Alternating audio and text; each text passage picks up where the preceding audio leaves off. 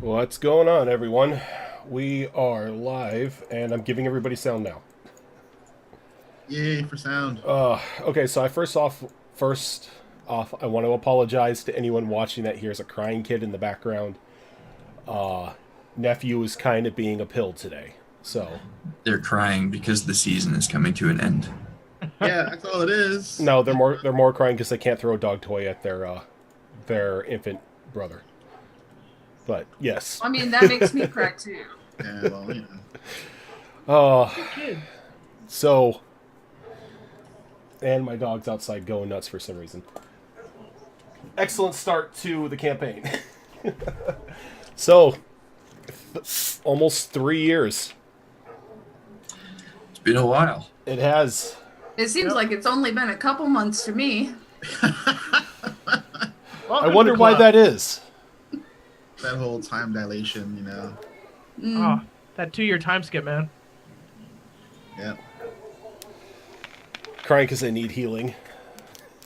Healing. Actually, I don't think any of us have taken damage yet. Not Or yet. I did. No, Oh. I did because of Boom Boom Pow. Oh yeah, because of Boom Boom. Yep.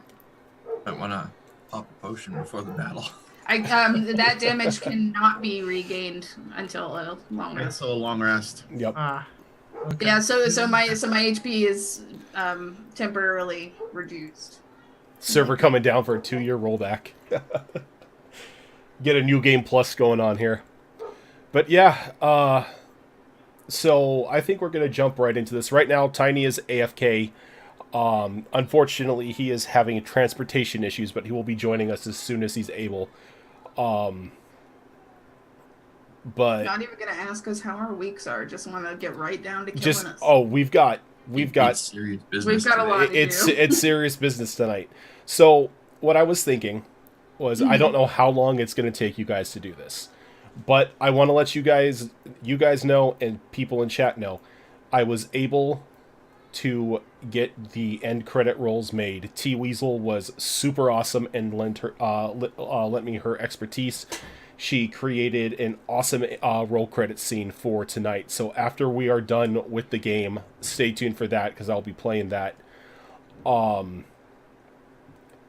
Also, I asked everyone last week to think of an epilogue that is 10 years in the future if your character survives this fight. Because, it's this group and things happen. Yeah, to put it lightly. To put it lightly. Oh, quick question, Rijan. In regards to that whole max HP level, like being reduced, if I do get reduced to like the brink of death and I drink that potion that Auntie Avara gave me, does my HP go back to max? Yes, because it counts as a full rest. Okay. So, and like if we have any extra time, we can do a little, because I know you guys have some questions about the campaign. If we have any extra time after the game is done, we can maybe do like a Q&A with chat and with you guys or whatever.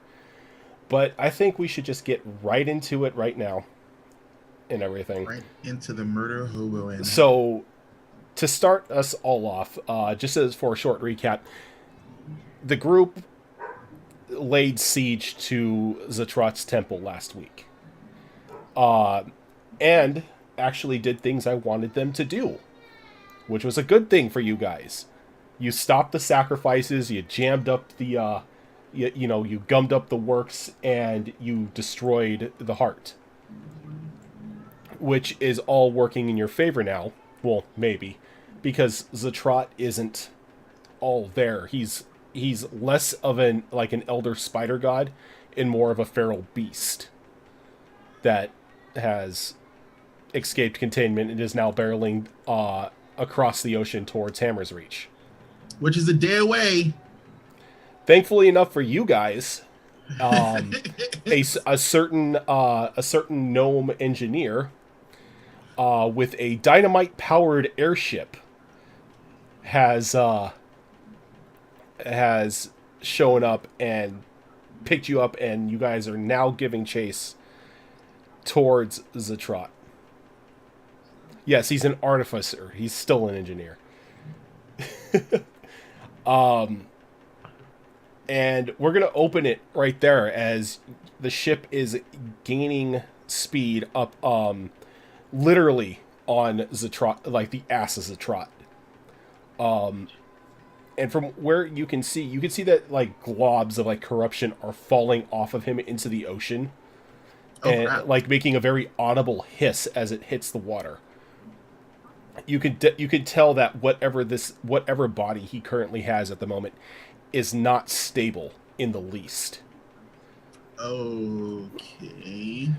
Can we tell how much time we have before we actually reach him? Well, as you're trying to calculate that in your head, you see Holland flip a switch. And out comes this little gangplank. Attached to this gangplank are cannons. Hey, I know how to use those. And he's like, climb in. I know how to use. I'm going to shoot you over there. I'm sorry, you're gonna what? What? I'm in the cannon. I'm ready. I'm like, this is fun. Let's do this. Wait, we're not manning the cannons. He's going to fire us onto Zatrot. He's like, "Are you deaf? Get in the cannon. I'll shoot you over there." Oh, but before you do, make sure you grab the pylons, or this whole thing is a bust. I have a question. Can I hell flash over there? All right, my brain is trying to process us being shot onto a supersonic spider monster. Holden looks over at you. He's like, "Well, you could do your fancy teleporting if you want. This would just be funner."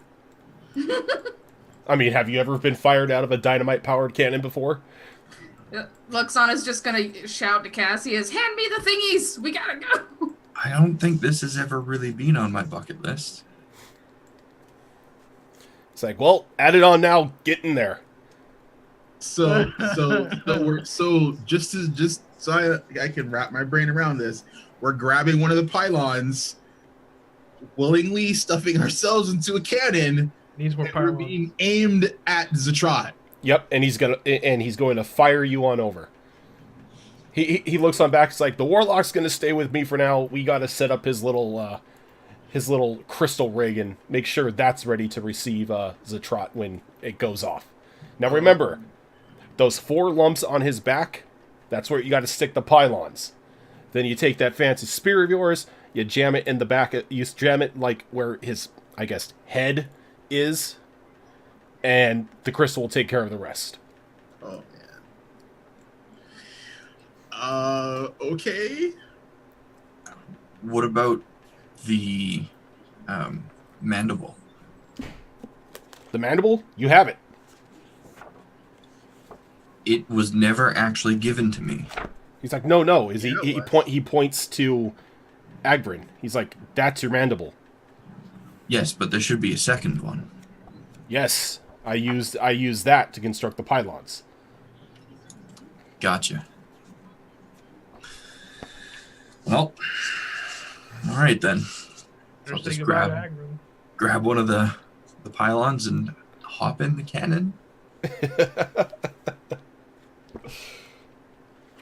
Are the rest of you going in there? I guess I gotta. Well, you don't gotta, but you would need another way over to him. I don't have any way over there, and I can't fly that fast, unfortunately. Otherwise, I'd just fly over there. So I guess, yeah, Ichiran loads himself into a fucking cannon. All right, and you guys crawl down into the barrel of this cannon, and the moment that you do, you see it light up on the inside as you are sitting in a small glass cylinder. And around this cylinder, you see what looks to be a turbine, like spinning up around you. And before anything else, before you could do anything else, you just hear this pop in your ears, and you're airborne. Luxana's probably gonna have like really giddy, childish laughter just the entire way over. Can each of you give me a dexterity check? Not a save, a check.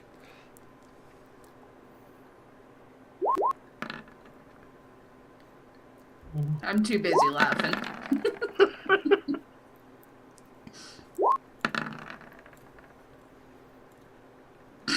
I'm too busy throwing up.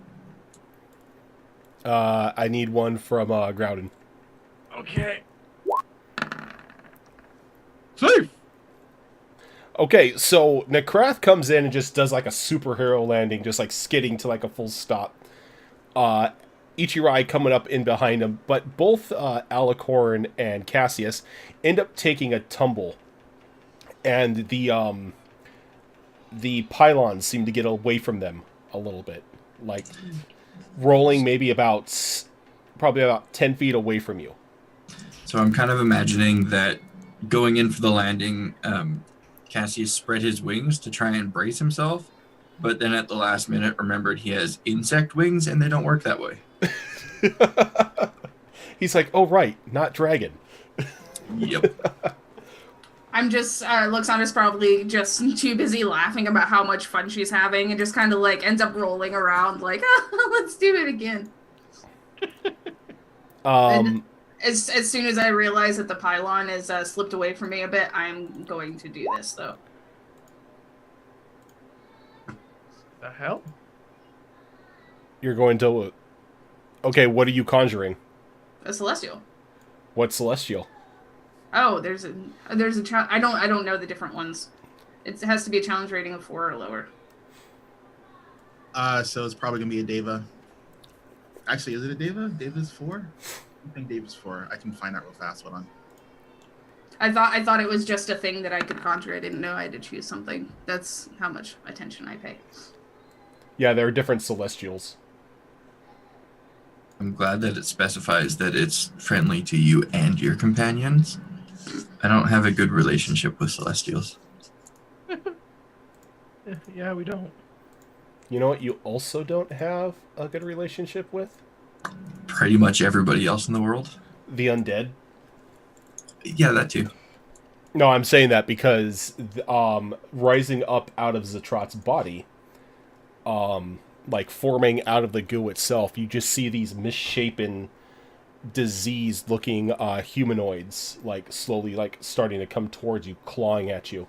Some of the faces you recognize as people from the Adventurers Guild or those who once called Hammers Reach their home. Where is my sheet here? Ah, here it is. Ooh. So I'm going to need you guys to give me initiative rolls. Woo! Okay, and I conjured the celestial for the Rojan, for the it's gotta pylons. be a generic It's celestial. just a generic celestial. Yeah, because Deva's challenge rating 10, and it's like they should give you examples, not just say CR4, because the pantheon of divine beings is kind of big. Yeah. So, so I would just go with CR4 and maybe like nick down the Deva template a little bit, make it not so like, not so Deva-y. Yeah, I got it. Okay. Well, whatever it is, this thing that doesn't have a name other than celestial, I'm probably going to ask him to focus mainly on the pylons and trying to get him in the goopy back sores. The goopy back sores? Okay. Yeah, while we take care of the zombies. He goes, he nods and begins to fly towards your towards the pylons that both you and Space Dad dropped. Like Ichirai has mixed emotions about one of his brethren being summoned out of nowhere. It's like his only saving grace is if he dies on his plane, he goes back to the celestial planes. So it's like he's kind of not that ticked off about it.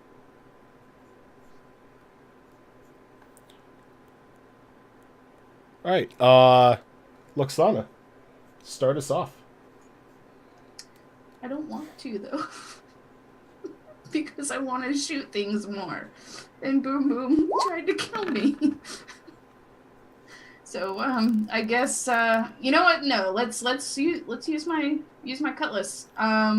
But instead I'm going to change the dial to radiant and try to slice and dice the closest one to me. Okay. And I still don't know what I'm supposed to do for damage there, so I'll just do that. It converts whatever you... Yeah, you have the damage. I do? Okay, awesome. Yeah, because there's the 2 radiant. Okay, so I did do that right. Good. Yeah. Okay. All right. I wasn't sure. So, yay! Does that hit? That does hit, and it will destroy one of them. Can you give me a Constitution saving throw? I can do that. Okay, you're good. Okay, and as a bonus action, bardic inspiration thing to Bardic inspiration. yes, bardic inspiration to the monk because he's always the one that does the most damage. Okay. So the two, one of the remaining zombies leeches towards Luxana and goes in for a nice little slam attack, a little how you do. Super rude. Does 19 hit you? Nope. Okay. The next one it begins to lurch towards you, and you see that he it inhales for a moment, and then it just spews like this torrent of leeches out of its mouth. Ew. Leeches do have healing properties. Not when you're being assaulted by a flood of them. Yeah, well, you know, gotta stay positive. Can you roll me 2d6, please? Sure.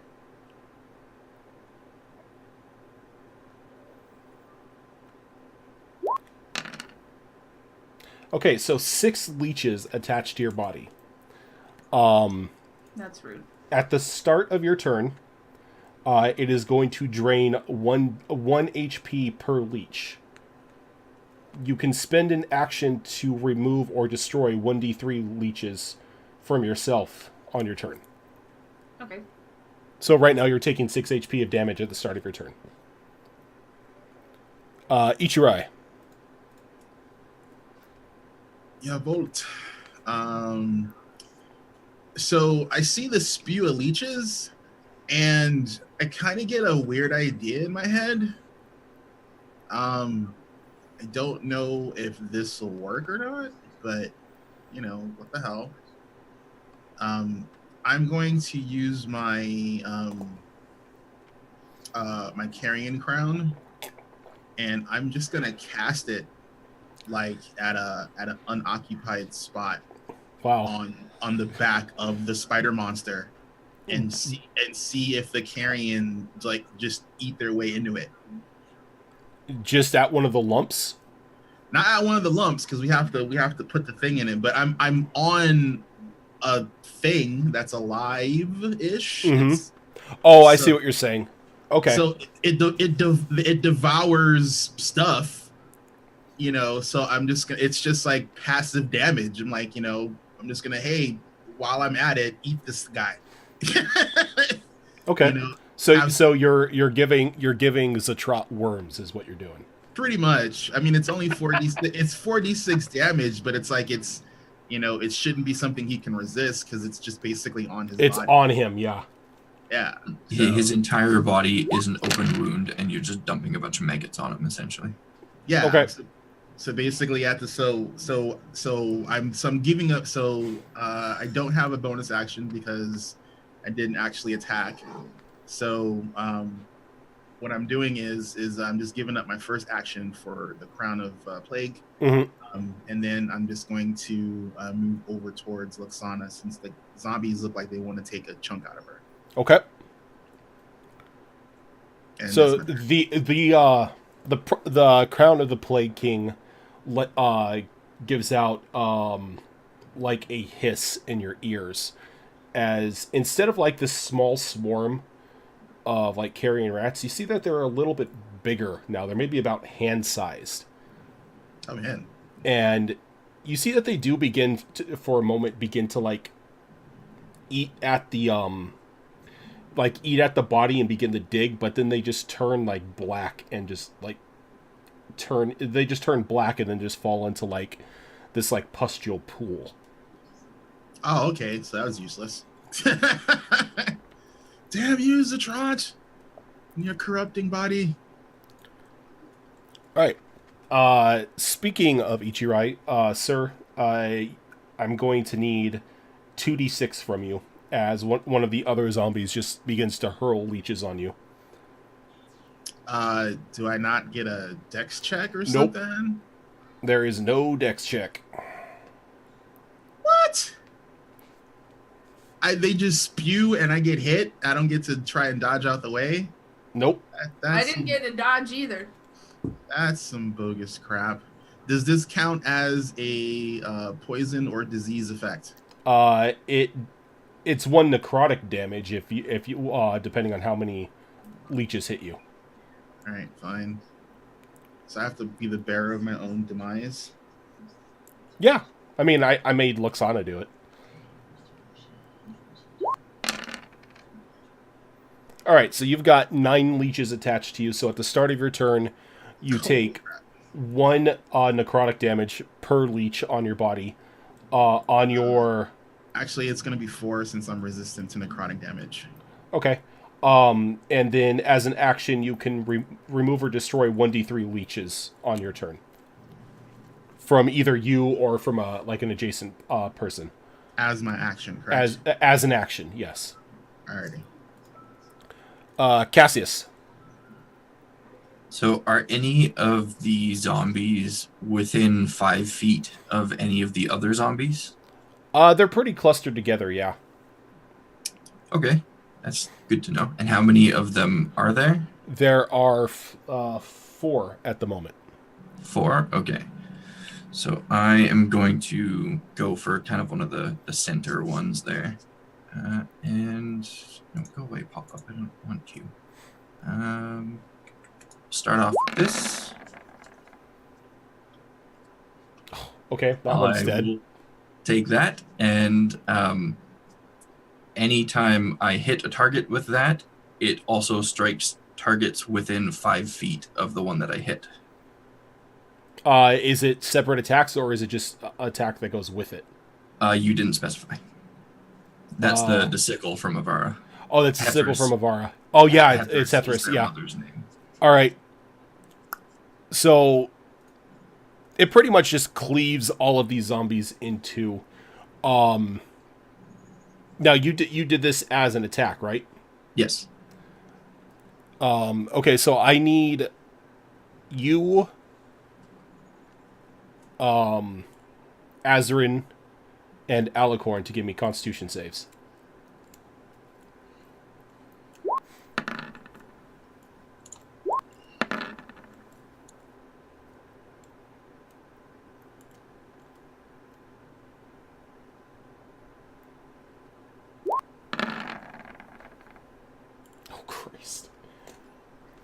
God damn it. All right, so Ichirai. Yeah, just fucking kill me already. It's like one of my second worst fucking saving throw. All right, so the mist like this mist just like encompasses you. Again, is this mist poison or disease? I'm getting to it. And you feel the leeches like begin to swell and explode on your body. Ew. Where you take 5 damage per leech. It is poison damage. Then I am completely immune. All right. So pretty much like the leeches explode, and then Ichirai just brushes himself off like it's no sweat. But during his little motion of showing off, you hear an angelic cry from a little further down the body. As you hear once again the clang of the pylons now at the base of one of the lumps, as it is currently consuming the celestial. Well, that ain't good. For those who were in the pyramid dungeon before you guys met Luxana, you can recognize these things as stationary corpse mounds. Oh.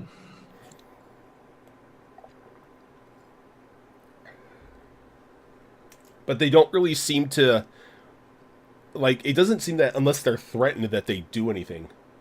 They're rather dormant, but again, it's just this large mass of twisted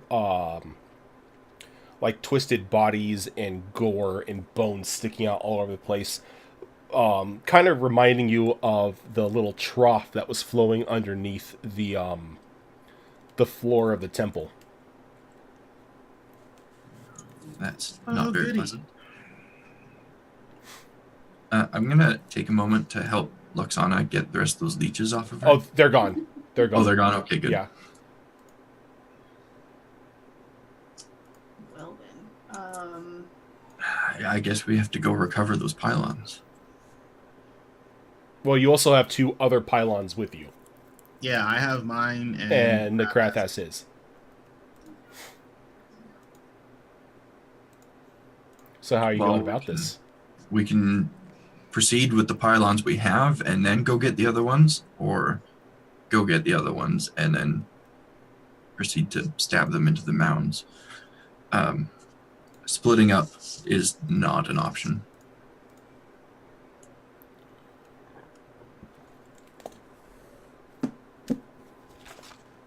I defer to your judgment, fellas.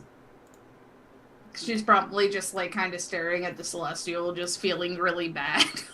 As like it's reaching out for you, like with like agony all over its angelic face, almost like you almost see like a look of why. I know, it's awful, but there's nothing I can do. I need my spell slots. I need my spell slots.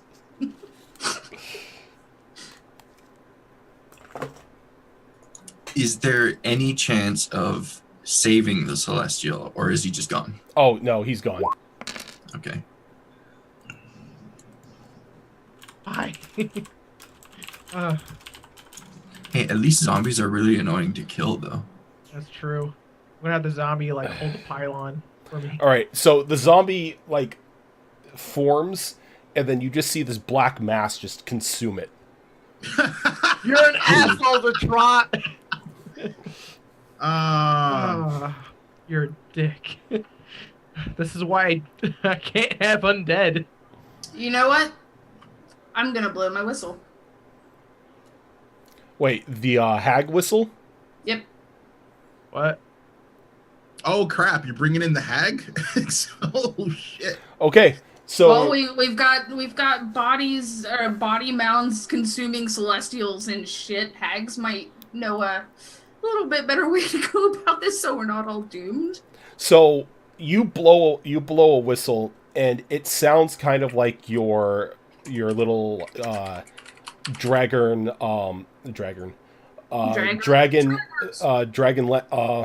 lanternette dragon cry, and with like audible pops like on either side as a trot, you see these hags now strafing him, sitting on the back of their brooms, beginning to fire just like bolts of spells and whatever they can onto his body.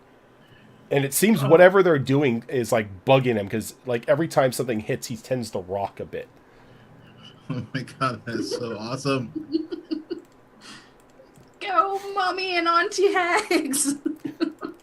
Yeah. It's like, and it's not just like they're like just on brooms. You see, they've got like flight goggles and everything to make sure that like no wind or anything gets in there. They're just all professional looking, just zapping spells as much as they can at Citrot. Nice. She brought forth the pro Quidditch team.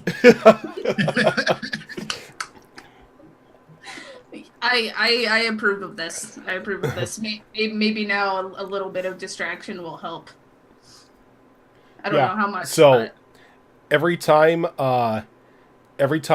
it's the start of a round or the start of your turn, Alicorn, roll me a d6 and we'll see what Hagmother and the rest of her friends do for you. Okay, I can do that. And I think Tiny said he's going to be jumping in. Yep. Hello.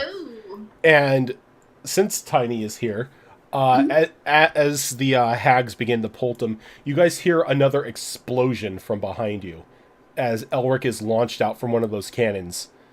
And it just lands. Time out. I have to call bullshit because there's no way Elric would get in a cannon because he was not fun. Yeah, Elric would not get in the cannon. Oh no, he was tricked into a cannon. He was tricked into the cannon. That I can believe. Holland wanted to shoot all of you out of a cannon just so he could say that his dynamite powered personnel launchers work. Yeah, that would scuff my robes. Something fierce. Welcome So to the yeah, party. Elric lands next to you guys, looking rather annoyed, and you can hear like the cackling of the gnome like coming out from like some sort of loudspeaker on the ship. I do have a question for the group. Does any of you guys happen to have anything that's like a last resort self-destruct? I mean, I don't have a self-destruct, but you know, if one of you guys dies, I've got things to do. Sorry, my last name is not Farnsworth. Well, Fox does. Yeah, I don't especially want that to happen, though. You're fine now. Because then epilogue, everybody died. The end. I'll give that to Fox so that in case if he needs to, he'll be fine. Okay, that's actually a really good idea. Because when he dies, he goes supernova. Yeah, think like destruction on the level of that wish. Yeah, so I'm gonna give that to you so that you don't kill us. I appreciate it. You're welcome. So with the hags not helping you, you guys are still staring at the 4 solitary corpse mounds. One of them has now finished eating the celestial that Luxana has summoned.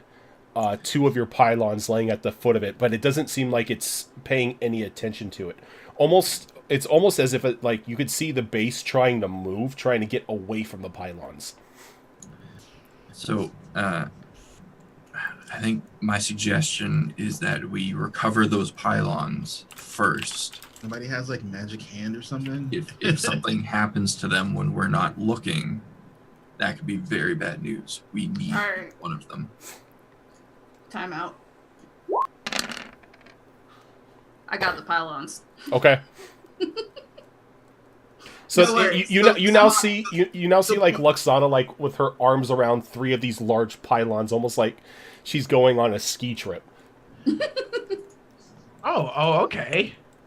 So she just reaches through the dimension door and grabs the pylons. Yep, she just uses the dimension door to pull them to her. Oh, okay. Are we doing like one man at a time? Should we do that? Yeah. All right, let's do that. I don't think splitting up to get all 4 of them at once is going to work out well for any of us. Well, I mean, you can try. Look, we just construct new ones. You must construct additional pylons. I have plenty of experience splitting the party, and it has never ended well.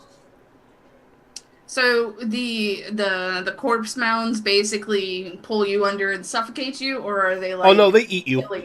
They eat like, you. Okay. Yeah. So yeah, let's go ahead and if they hit, they eat you. Let's go ahead and let's do some initiatives here. All right. I need hearing. I don't think I've rolled double-digit initiative in this game for at least a year. Oh, come on. Welcome to being Lexus. It's been like the last 10 games. It's low initiative. Like Lexus needs a sentinel shield like nobody's fucking business. Lexus needs therapy is what Lexus needs. Ichirai, start us off here. Alrighty, so I guess closest mound first. So what's the deal? We just beat it to 0 and then didn't like jab it like with the pylon, or what's? I don't know. He Holy just said stab it into the pustules to set it up. He really didn't give you very specific instructions on how to go about that. Alrighty, so I'm just going to charge at the closest mound with the pylon, and I'm going to do a hit. I guess an unarmed strike would count, maybe, as my roll for it. That's what I'm going to try and do. So this isn't really a fist. This is just an unarmed strike with like a strike with the. I was hoping you were going to try to javelin throw it like in the Olympics. Oh nah, I'm getting right up in its face, and I'm just gonna just jab it into its maw. Oh, okay. So you're just going up there. Hell yeah! I'm just running up and it's like so whatever the damage of the pylon is, does a 27 hit it? A 27 is going to hit it, but give me a moment here. Yeah, because literally I just just wings out, just charging towards it and just like like totally looking, it's like a. All right. So it would look like it was going to hit, but when you took the swing, the corpse mound itself seems to have opened up just to avoid the attack. Is that a plus 16 to it is a plus class? 16 right now. The fuck, dude? How are we supposed to hit something with a plus? It's not to its armor class. It's something else. It's just something else specifically for the pylons. All right, so did I feel like it negated my attack because I rolled a 27? So yeah, pretty like for all intents and purposes, you feel like that should have hit it, but something about the spear like let it open up and avoid the pylon itself. Oh, that's bullshit. All right, well that's all I can do because I got nothing else right now.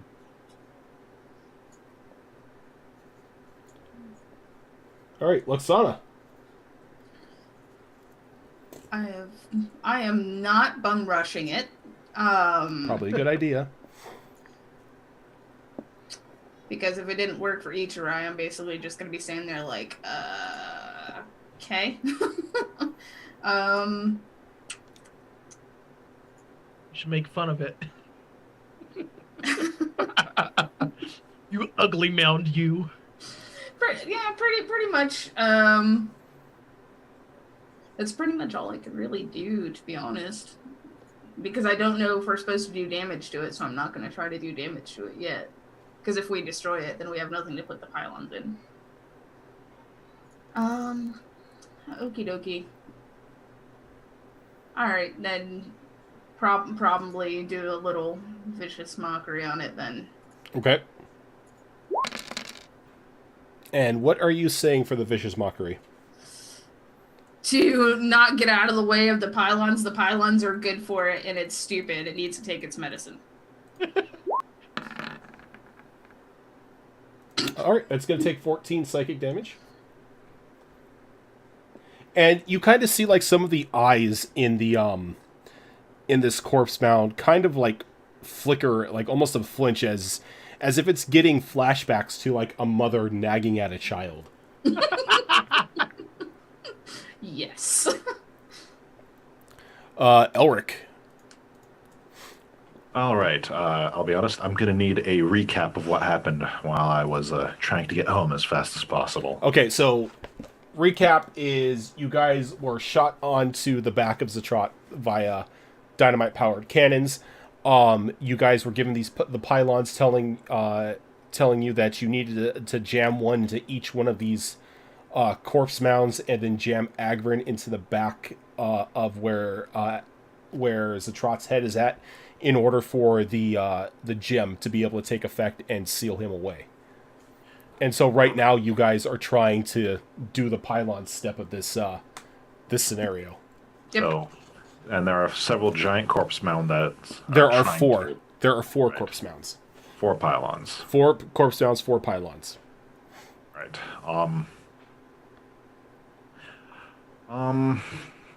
I think that for now we can, make life a bit easier for us. I'm gonna go ahead and, let's deal with 2 at a time instead of 4 at a time. I'm gonna target, so I can cast it at 5th level instead of 4th. So I will target the 2 giant things that are closest to me. Okay.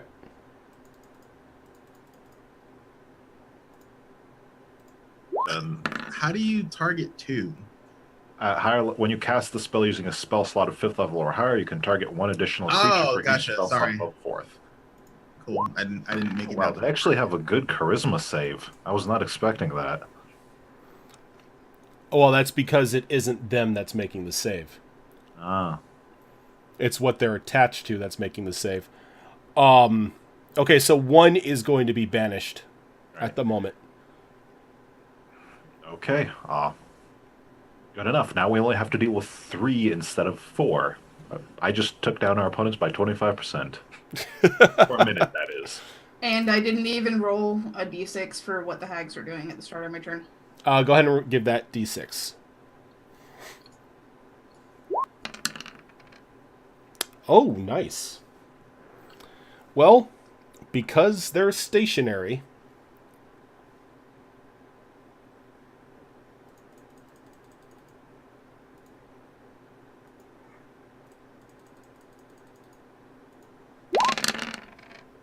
okay, each of the mounds are going to take 33 points of fire damage as they just lay a barrage of fireballs down upon them.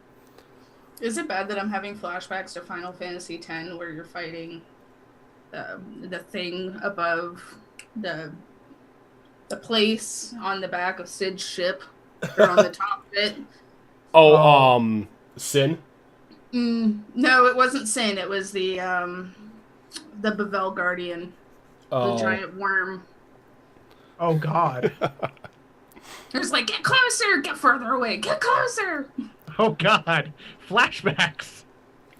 Okay, so the pustules begin to bubble for a moment, and you see what look to be halfling-sized zombies beginning to run towards you, out of the 3 that are out of each one on their turn, kind of like as they're producing these zombies. Each one of them producing 4 zombies. The one that is currently there's 12 halfling-sized zombies. There are now 12 halfling-sized zombies. Do you want to play some soccer? The one that's currently going is the one that's in the back left of where you guys are at. So like farther, like I would say upper left then of the body, and it's going to fire a bone shard out. Ooh. Who's it firing the shard at? It's firing it at you, good sir. Oh, excellent. The second time in this campaign that you'll actually get to use that? Does a 24 hit your armor class? A 24 does not hit my armor class, but regardless of the fact, oh wait, let me see. Oh God. This is how Etri one-shot killed Zatrat. Oh God, let's see. It only counts if it hits me. So if it misses me, then there is no deflect because the mechanic is to do damage reduction. Mm-hmm. Since it's a miss, there's no mechanic for that. So okay. The second one spawns its zombies, and they come running in towards you guys, and it is going to fire a bone shard at Cassius. Rude. I don't think a 16 hits you. It will not. Necrath. Yo. Okay, so where Elric banished it, there's nothing there, or is there monsters around it? It's currently not there. Okay, so you just see this like gaping hole underneath where it was currently where it was situated before the banishment. Okay, I thought there was it's just a flat surface I was going to attack to make a hole, but okay, so that kind of narrows that down. So, gosh, which other mountain's closest to me? The one on the opposite end, right? There are 2 there's one that Azerin is on. On the opposite side is another one, and then farther back is the one that just shot the bone shard, and then the one on the upper right is where it's been banished. I'm just gonna get close to one of the halflings. But before I do, I'm going to cast Shield of Faith. And okay. and I'll just swipe. All right. Where are you at? And it is radiant. Okay. All right. So both of those are going to hit, and all 4 of them explode around you. All right, that's fine. So I'm going to need you to give me a Constitution saving throw. Absolutely. You want to do that 4 times or just once? Just once. Okay. Con save. Where are you at? Okay. All right. Well, you're going to take half of this. That's fine.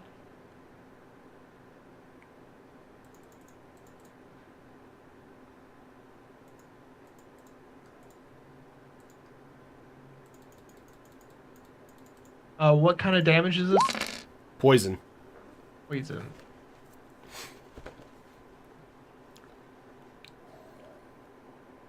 Okay, so that would be half of that. So that would be 13.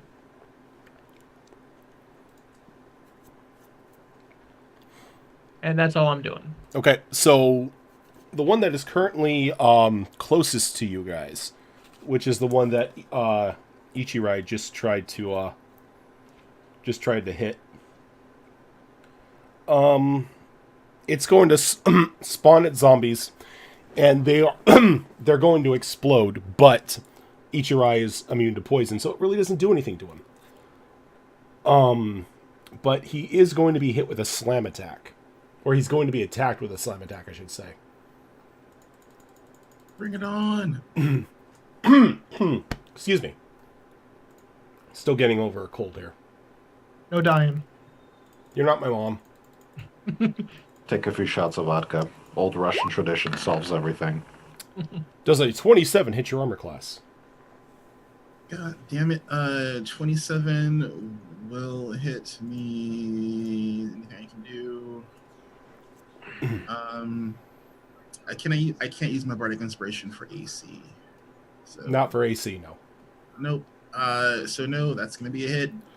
All right, so come on, let me do this. Give this to me. That's 13. Damn.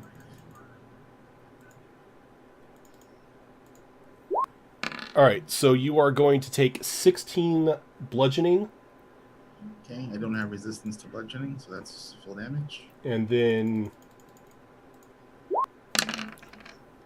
14 necrotic, That I am resistant again. So and that's- you will be grappled.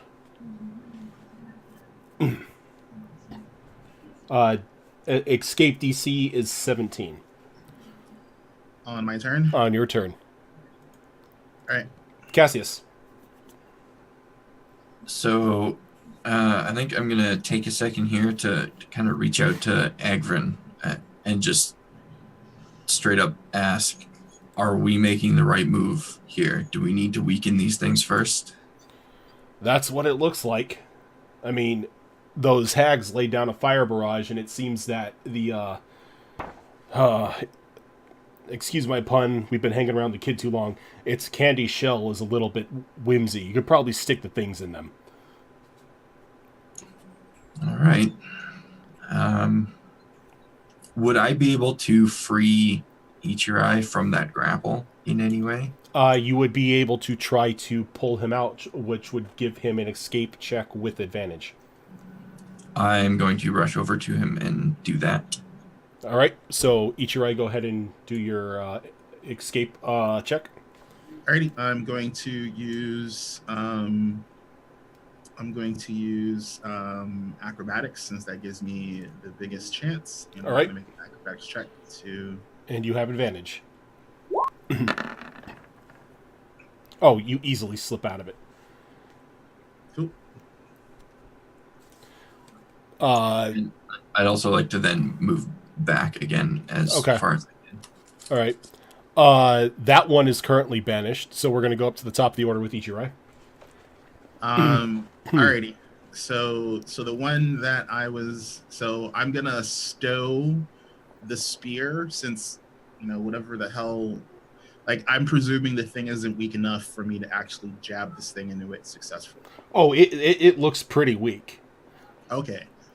All right, so would I realistically think I have a chance at successfully stabbing it now, or You think you have a better chance than you did last time?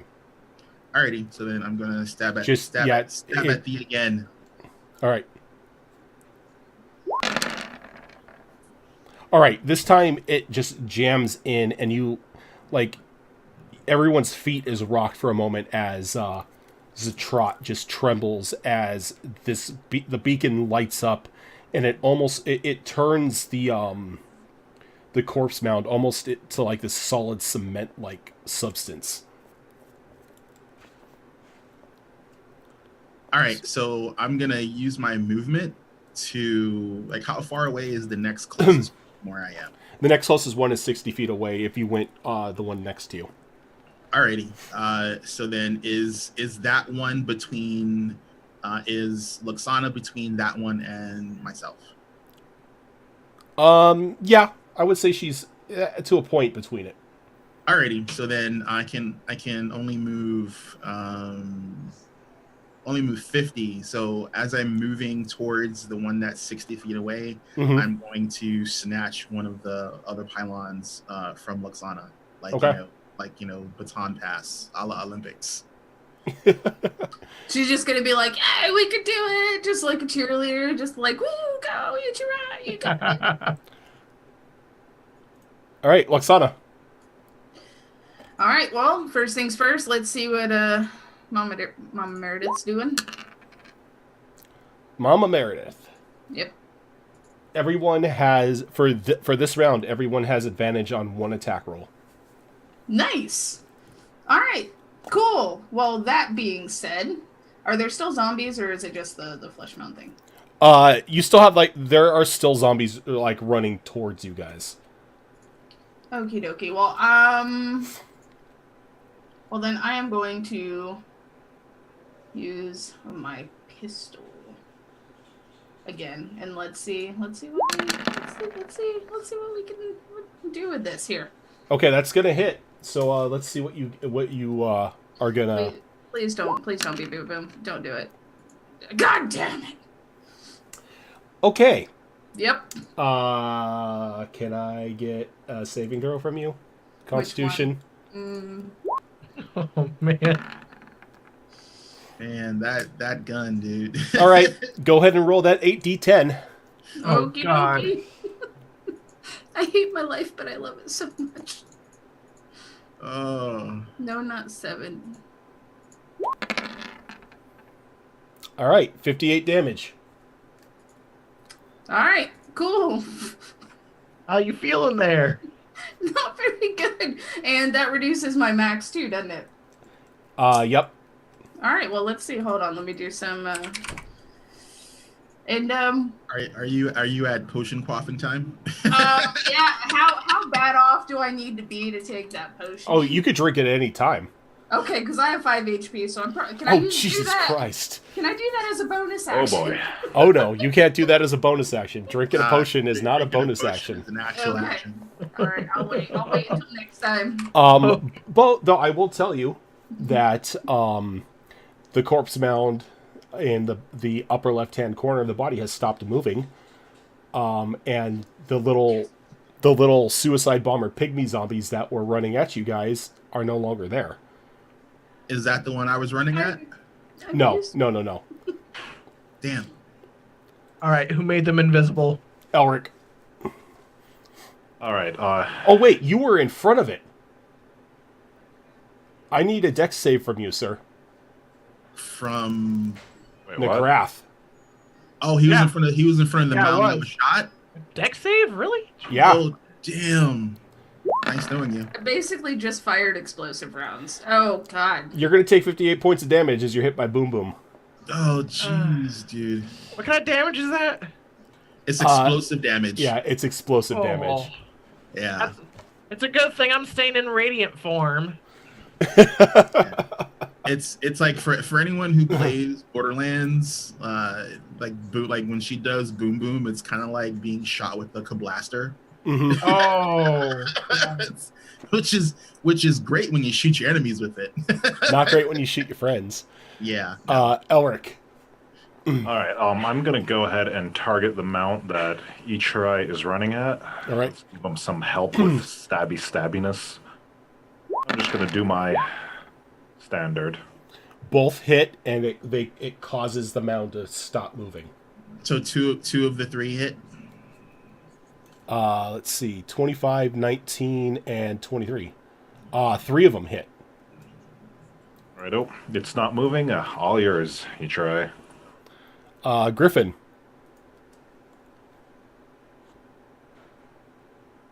You skipped Griffin last time. Let me see. It picks up Luxana and flies away. Yes. Actually, that's not to interrupt, sorry, but that's actually a good point. Since we're on the trot and he's like speeding towards Hammer's Reach, flying up in the air is probably a bad idea for us, yeah? Yeah. Okay. Because while you would be able to fly up into the air, it's just pretty much you're jumping off the train and just keep going. Yep. Yep. There's nothing really for Griffin to do right now because I just blasted everything away. So I think he's just kind of sit there and look at me awkwardly, like, "What do you want me to do?" All right. So let's see. We have that one stopped moving. That one stopped moving. Nekrath, So what's up at the moment? the one that's been banished. Yeah. The one in front of you is no longer moving. Okay, so there's holes, right? I'm just gonna grab a pylon and shove it in the hole. You Okay. already have one. You don't have to grab one. Okay, then I'm just gonna shove it in the hole. All right. You jam it in the hole and you see the light go off. Also, before I do that, I will take the rest of my movement to go to Luxana. And what's your max hit point right now? 5 is my max HP. It can't be healed from Boom Boom. Yeah, boom, permanent or reduces it until a long rest. So, Okay, I was about to say, like, if it was yeah. a little bit more, I could just lay hands on you, but that's not gonna work. Yep. Can't be regained right now. I got nothing. I'm just gonna give you Shield of Faith. Okay. That's what I'm gonna do. So give me a sec here while I cast it. Cassius. That way. So what's the distance from me to Luxana to the other one that stopped moving that doesn't have a pylon in it? From you to Luxana is probably about 10 feet. Okay. From Luxana to the thing that stopped moving is probably about another 75. Okay, I think that actually works out. Let's see here. Yes, it does. Okay. So I will go the 10 to Luxana to grab the other pylon. Then I will go 20 towards the thing. And I will use this to poof my way right to it Okay. and jam it with this thing. Quick question, timeout. Yes. I'm having numbers problems in my brain because I was holding 3 pylons. Ichirai shoved one in one thing. He ran by me and grabbed another one. No, So he already had one. He had one of his I own. had one of my own. Yeah. Yeah, but then when you ran by me and grabbed another one, that would mean that I was still holding 2. So where did Groudon get one? Groudon He has one. He had one Yeah. already. I had one. Yeah. Yeah, Nekrath and Ichirai didn't drop their pylons. Yeah, we didn't Yeah, drop it was- ours. It was just you and me that dropped the pylons. So Okay. they had 2 and you had 2. You gave one to each try. I just grabbed the second one. Okay, because I remember somebody saying that I was holding 3 and the math didn't work. Yeah, in my brain, that so was my bad. I said 3. simple math, bro. Jeez. Quick maths. All right, so you use hidden paths to get to it. Yeah, and then I just jammed the pylon into this thing. All right, make an attack. That uses unarmed, right? No, it's the same as using a spear.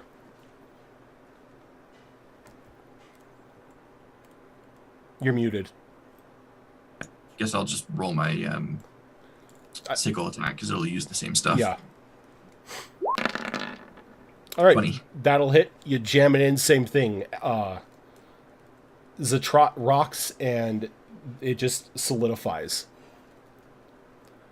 That one is still currently banished. Ichirai. Run up to where it is, because I can will always just cancel the banishment. Alrighty, so we have three of them. So three of the mounds are petrified. Well, the one that Because Necrath, Necrath stuck in yeah. was the one that is currently banished. So pretty much it looks like when it pops back into reality, it's just going to take that spear. I thought that was the one that exploded on me. And the one that was banished. They didn't. Those things didn't explode. The zombies exploded. The zombies exploded. Oh, gotcha. Okay, that's why I was confused. Okay. Yeah. Alrighty, so the one that I'm running towards, has that one been jabbed or not? It has not. Okay, so I'm still running towards that guy, and since it's not moving, do I still need to make an attack or? Yeah, you still need to make an attack. All right, you didn't botch and you hit it. All right. So it solidifies as well. Well, I have a 22 because I have advantage for this round because of the. I'm just saying you could have rolled a double botch. Oh, I know. I'm so fearful of using my void blade and getting that. Trust me. I'm like so fearful of that happening. Luxana, Me. you drinking that potion? Yes. Okay. Of course, I'm drinking the potion. I've only got 5 HP. What do you want? So you drink the potion and you feel the life return to your body, and it's like you've had the most relaxing sleep of your life. Awesome. Do I regain spell slots? Day in the bottle. You regain your hit points and your spell slots. Very, very nice. Anything else you may gain during that? Okie dokie. Well, that's my action. I'll probably use bonus action to give Bardic Inspiration to Cassius. Okay. Or no, probably Necraft. Since Necraft saw I wasn't doing too good, and he came over and gave me the Shield of Faith. Okay. What do I roll for the Bard of Inspiration? You add a D10 to your rolls. Okay. Or to Okay. a roll. Is it D10 or has it gone up from that? At her level, it's D10.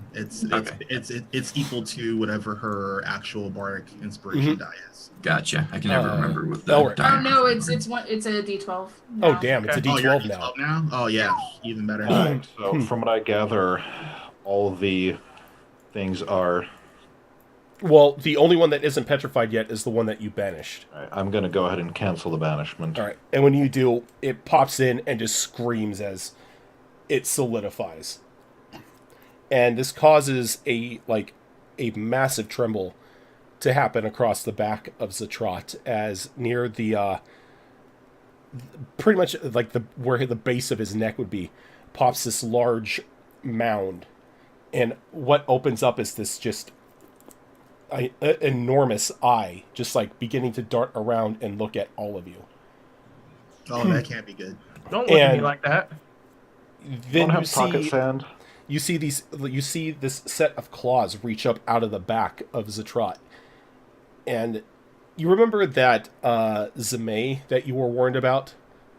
That thing that looks like the Blue Eyes ultimate dragon? Yeah. It pulls itself out of Zatrat's body, now dripping with the corruption of the spider god. Oh come on, And- man. We killed a Jew, bro. And with that, we're going to take our first break. Okay, and what did the 2 for the hags roll, by the way? Huh? I will get to that when we get back. Yep. Okay. Sounds good. So stick with us, guys. We will be right back, and we'll see how they fare against this fight.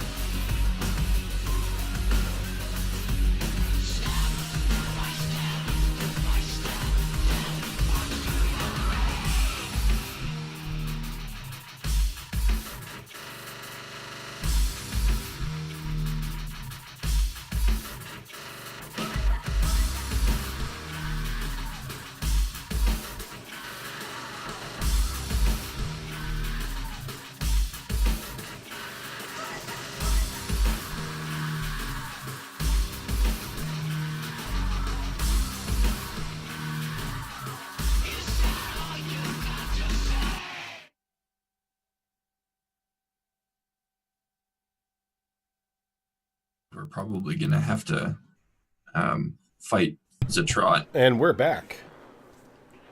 I turned your guys' volume on before I unmuted myself. Theory crafting about what you're going to have to fight. Yeah, trying to figure out if this is going to be the big battle or if there's another one right after this. Oh, only Judging by that laugh, there's like 6 battles after this. Only I know that answer. Only you. I want to blow all my big spells too soon. All right.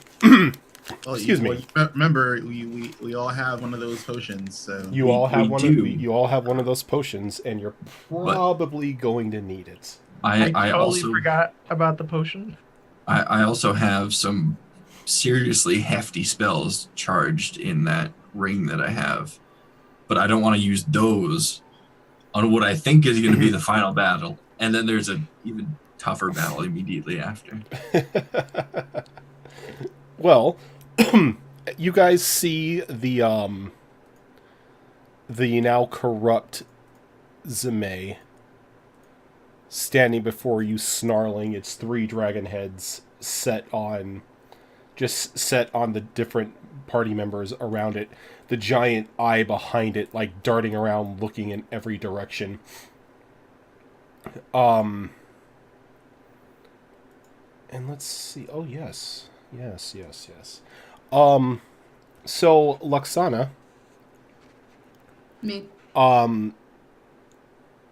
Choose someone. Choose someone? It sounds so ominous. Choose someone.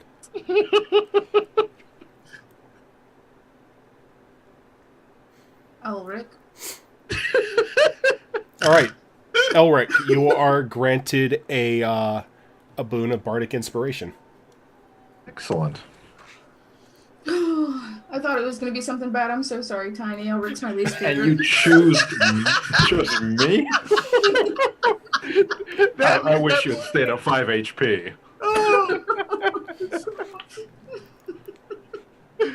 But no, I figured it was the 2 that you rolled, so...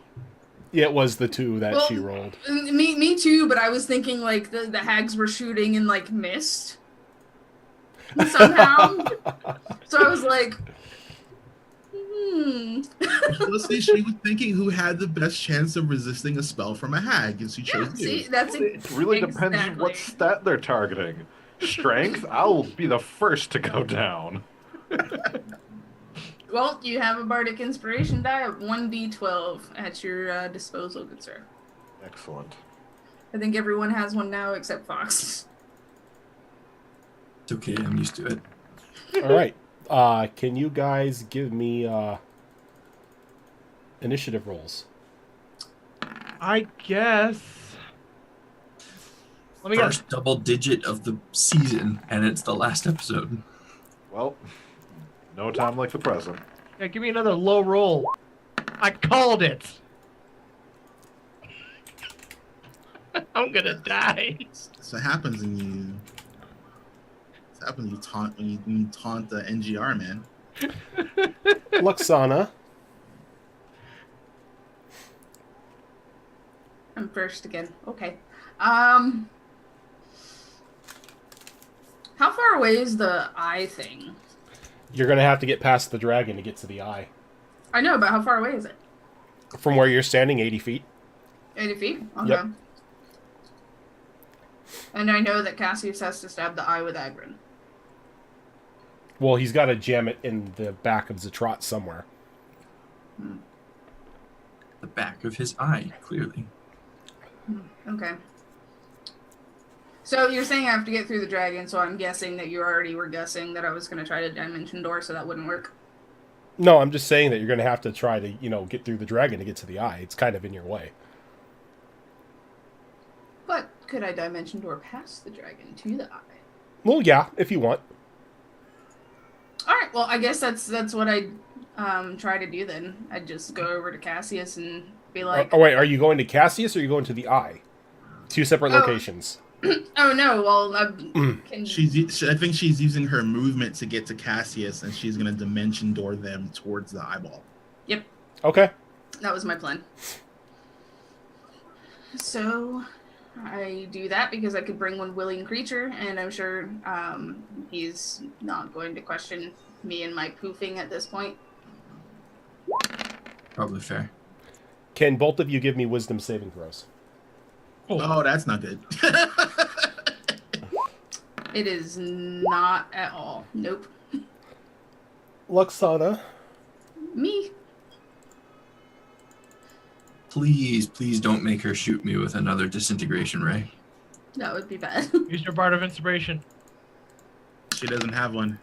You're going to take 23 points of psychic damage Whoa. as you begin to hear Zatrot's, like, primal growls and laughter inside your mind. Your next round, you are at complete disadvantage for everything. For everything. For everything. Wow. Okay. And we don't dimension door, I'm guessing. No, you dimension door, and when you dimension door in front of the eye, that's what happens. Okay, alright. Cassius, you're going to take half that damage, but none of the other effects. Got it. Ichirai.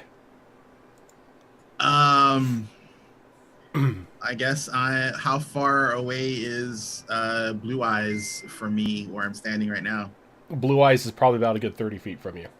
Alrighty, so I unsheath my Void Blade and have that be. Here comes the double botch. Dude, oh man. Oh, I wish I had inspiration because I really, really, really know that's gonna happen this game. It's gonna happen.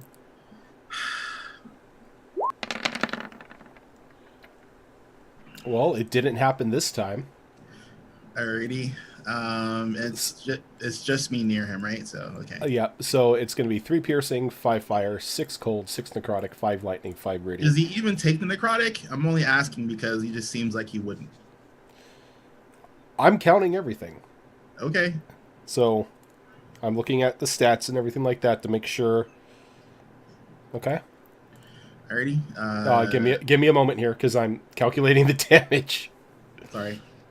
So Yeah, I couldn't get the macro to equal out with the what roll 20 says should work isn't working, and it breaks the macro. So yeah. Screw them. Works. All right, go ahead. So I'm also I'm gonna spend a point of key and impose a which is probably not gonna work, a strength check, DC 18 against the dragon to be knocked prone. Okay. Oh, for right now? I'm sorry, stunning strike. Yeah. For that hit? Yeah, Yeah. he's fine. Oh geez, so he can't be stunned. All right. Alrighty, that sucks. So I take another swing.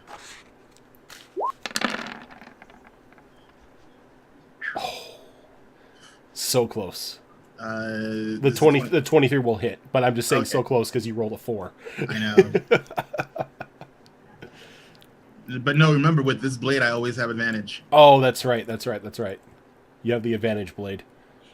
So let's see.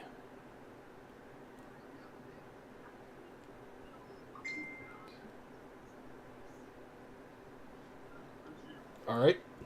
And I'm gonna bonus action unarmed strike just to see if I take any damage from physically touching this thing. So it's just gonna be one strike. I'm not gonna flurry.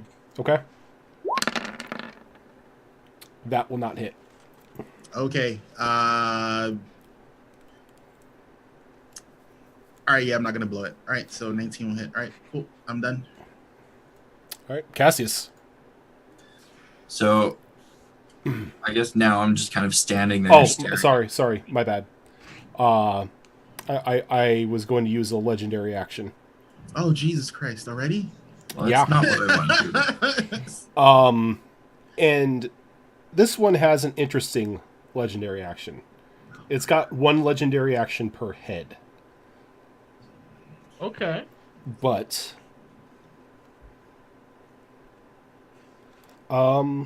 yeah. So Ichirai, you see one head just reach out and try to take a little bit of a chomp out of you. Only one. Just the nibble. I do not consent to this contact. I'm letting you know now. Ow, jeez, that's a hit. Oh, damn. Plus 14, yeah, plus 14 with a 16, that'll hit me.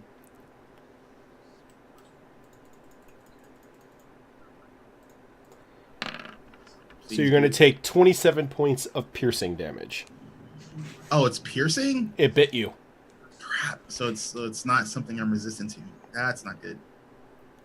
Its legendary action is to bite. It's got 3 separate legendary actions it can choose from. Oh, okay. I was about to say, that's a boring legendary action. Hey, listen.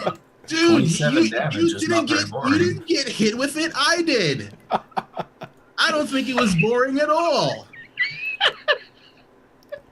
Says the guy who's resistant to piercing damage. Cassius. So I'm standing there basically having a face-off with this giant eye now, right? Yep.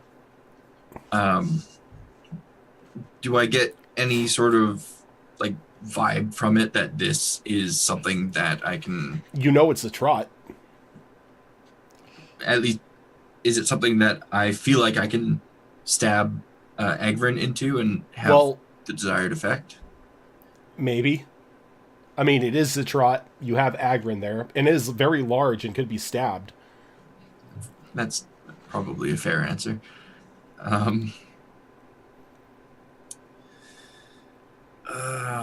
Why does this make me extremely uncomfortable?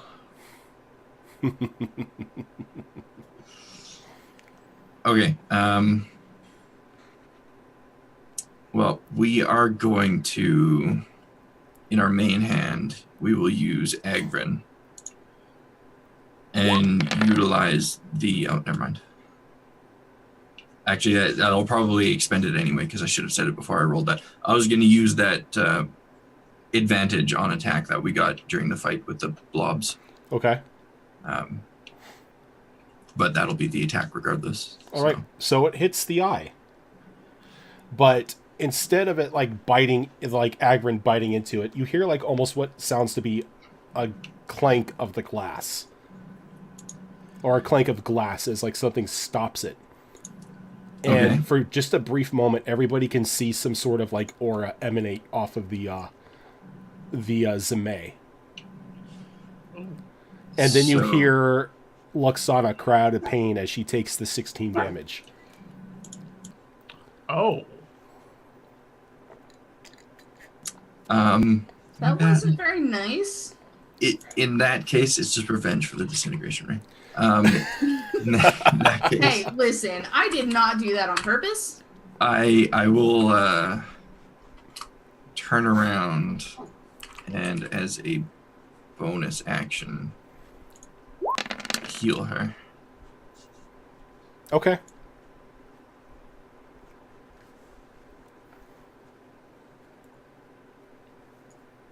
Well, at least you healed me more than the 16 you made me take. I accept your apology. And then Cassius. No, and then no, we're done. Oh no, it's legendary action time, Nope, sir. nope, we're done. It's legendary action time, sir. Hey, is a 31 hit you? I'm pretty sure it does. All right, so it's gonna tail whip you. That's incredibly rude. Because we don't really see enough tail whipping in these We games really anymore. don't. Because most people Usually don't not stand on the behind a backside. dragon. So you are going to take 19 bludgeoning damage. That does hurt a little bit. Elric, Yes. it is your turn. Good. I thought something was going to hit me. Every time he does that. All right. I think at the moment I will help out Ichirai. Okay. dragon and do my thing. We've got 2 Hellfire hits. So the one that does 16 and the one that does 12. That's my con save. Yeah. Why did my con save turn invisibility on? The fuck? Look, I'm not the warlock here. I don't know. I literally hit my saving throw button. April Fools! You go invisible so the Hellfire can't find you.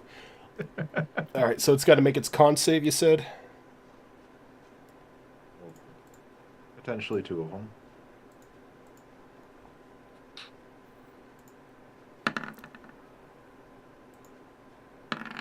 Oh, look at that. The same roll both times. It's on fire. Excellent.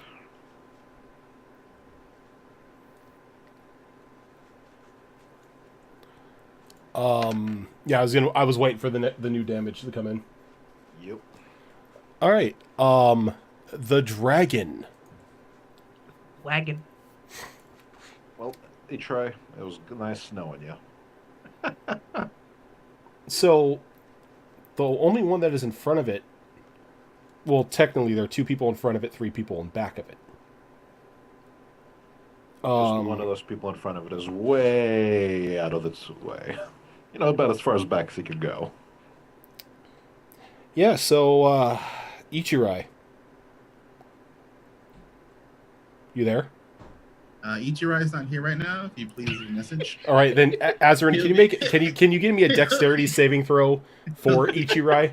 Really glad to return your call at as early as possible convenience. Well, the message is Ichirai save versus breath weapon. Oh, okay. So, come on, make it. Does that pass? That passes. I take no damage. Evasion, bitch. Okay, so you're lucky because the breath weapon doesn't come from one head; it comes from all 3, as they pretty much just focus fire down on you. What? Wow. If you were to have been hit, you would have taken 90-10 damage. It's nothing. Yeah. Yeah. Luxana. Oh man. Luxana, What? No. Mm-mm. choose someone for me. This again. And I didn't Swear roll to a God. hag die, so I know it's not me. You know what? I choose the griffin. Okay, That's a safe option, right? can the griffin give me a dexterity saving throw? It can try. It didn't make it. Well, it's okay. I can call it back after it's dead. It's expendable. It almost has as much HP as I do, though, which is kind of sad. So it's going to take 48 points of damage as a disintegration beam rips out from the eye and slams into it. All right, still standing. Griffin's got this. Good choice on target there. I approve wholeheartedly. I was really hoping she's like, Elric. I picked Elric last time, and good things happened, so... I was thinking, oh god, don't pick yourself. Well, I knew it was something bad because it wasn't a hag die. Griffin. Alright, well, Griffin is probably going... Rojan, Yeah. roll me that con save, please. It doesn't have to. That was the eye, not the The dragon just went. the dragon did not just went. The dragon, oh, he did just went. Yeah. You're right. Wah, wah, wah. Kind of took their turns at the same time, so. Oh, just missed it.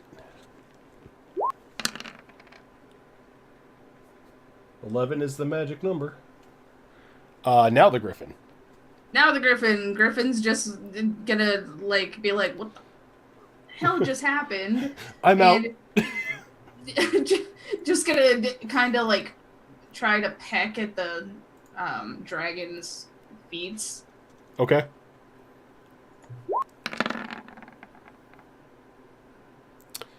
That will hit the dragon. Woo! 8 piercing damage. Just angry bird pecking at his talons.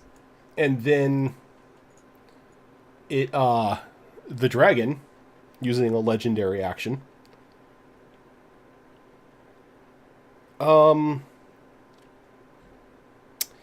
is going to make a tail whip against our friendly Cambion. Oh, hi. How you doing? How'd the Cambion get behind the dragon? I know, right? The Cambion, well, that sucked as a roll. The Cambion placed the pylon into the thing. That's right. Oh, so he's behind. He's behind out of the breath weapon situation. Yeah, but a 15 will not hit. A 15 will not hit. Yes. Oh, and look, it's the Cambion's turn. Oh, look, how you doing? Bonus action. Wrathful Smite. Okay. Okay. Just for the little extra damage. And couple attacks.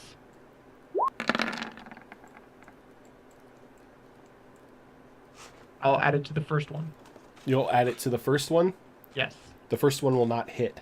Can I use Bardic Inspiration? Or You does it can say use that the Bardic before? Inspiration. No, you can add it on after you roll. Okay. Roll 1d12. That'll hit. All right. So it adds another 12 radiant damage to it. Yes. Okay. Is it immune to fear? Yes, it is immune to fear. Gotcha. It cannot be afeared. Well, it needs to be.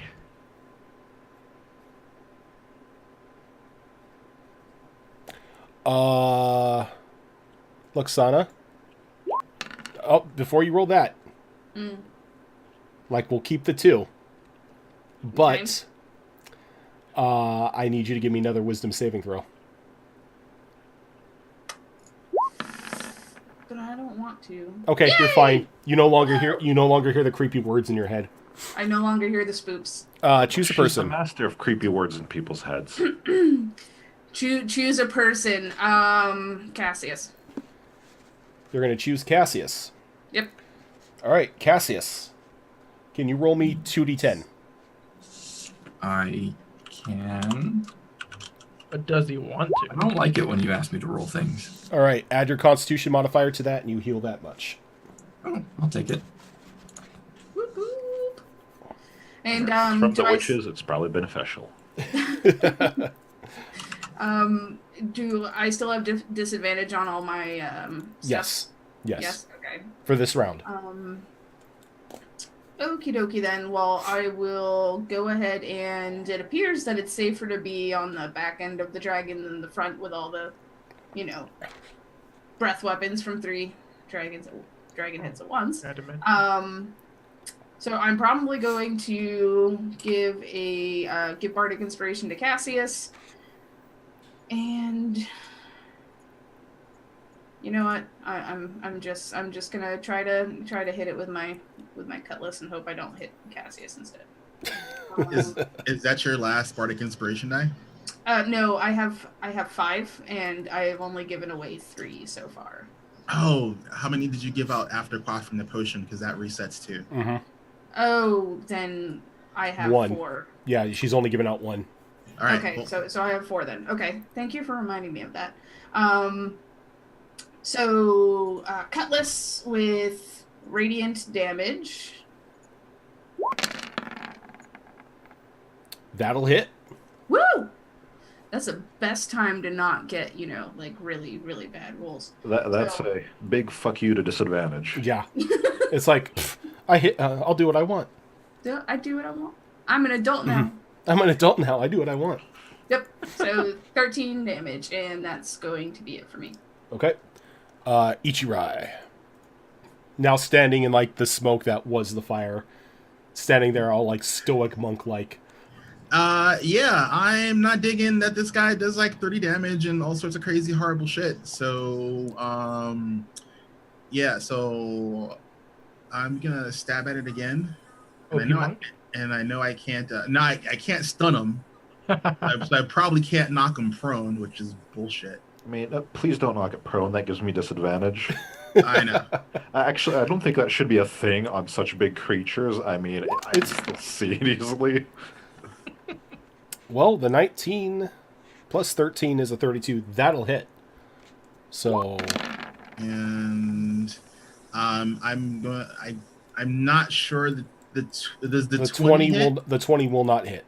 Okay, so now I'm gauging it. All right, cool. Because my 19 missed, so I wasn't sure. All right, so no damage from that one. All right.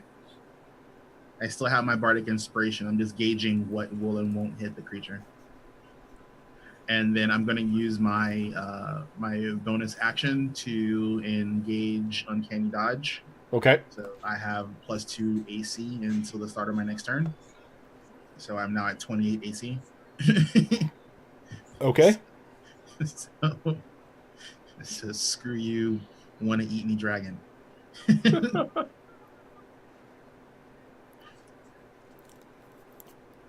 Okay.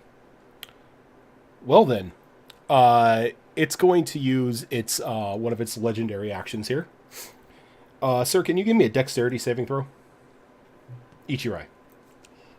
I am preemptively saying that I'm going to use my bardic inspiration die on this. Okay.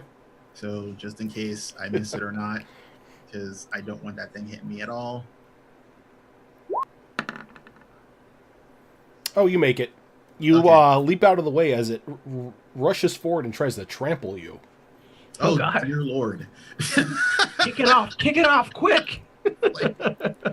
Elric can see like all the heads and everything, like as it's charging forward now, just like focus onto him.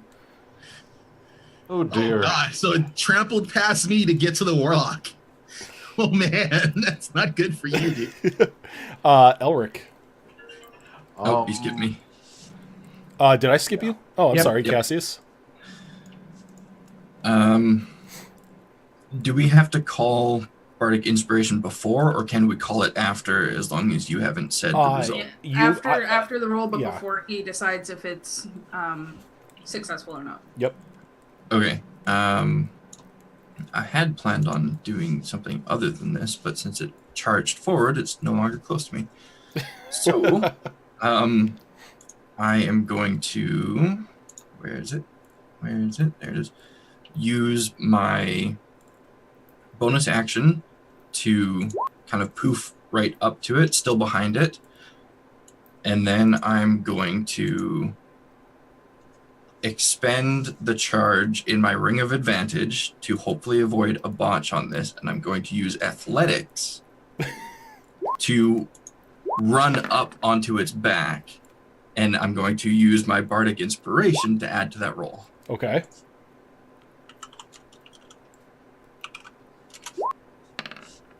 Hey. Nice. Okay. 25. So you just rush right up onto this thing's back. Kind of getting a little anime-ish here for a moment. Your hands flying behind your back in like a Naruto run. But you are now like dead center on this thing's back. Last time I got onto a dragon's back, it worked out very well for me. So I'm hoping this is the same. And it uses one of its legendary actions as the head like rears up and turns around and like snaps at you. This is fine. This is fine. This is fine. It's all fine. 24 hit you? Yes, it does. Could I interject for just a Cutting- moment and use cutting cutting words. Is that a reaction? Yes. Yes, you Yep. can. All right. So basically, as soon as I see the head start to turn around and go for Cassius, I'm just gonna be like flailing around, like, "Oh no, you don't. Maybe he just wants to give you a back massage. You need to calm down. Don't snap at him, Mister." Using her mom voice again. Yep, pretty much. But Mom. Roll that D12. Yep. Roll high. Let's see. Roll high. Roll high. Come on, come on. Need at least a 3. Oh, 21. Does a 21 hit you? It does, actually. Yeah. Damn it! Really? Your AC? My AC 20? is 20. Yeah. Oh, god damn it. Ah, boo.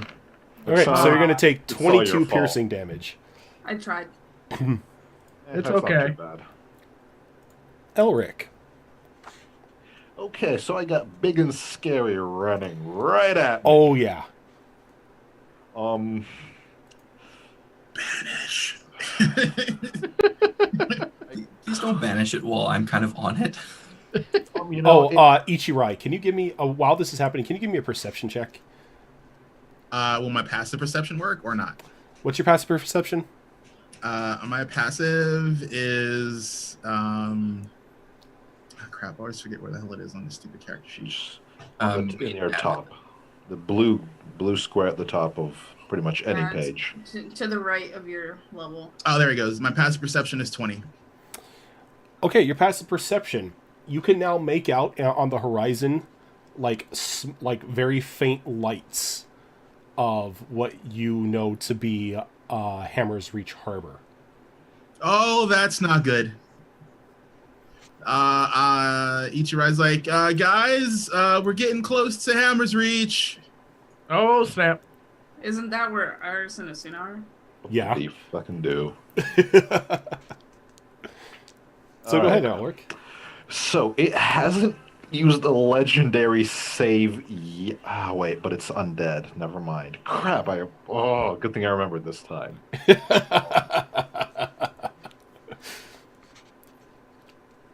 But one sec.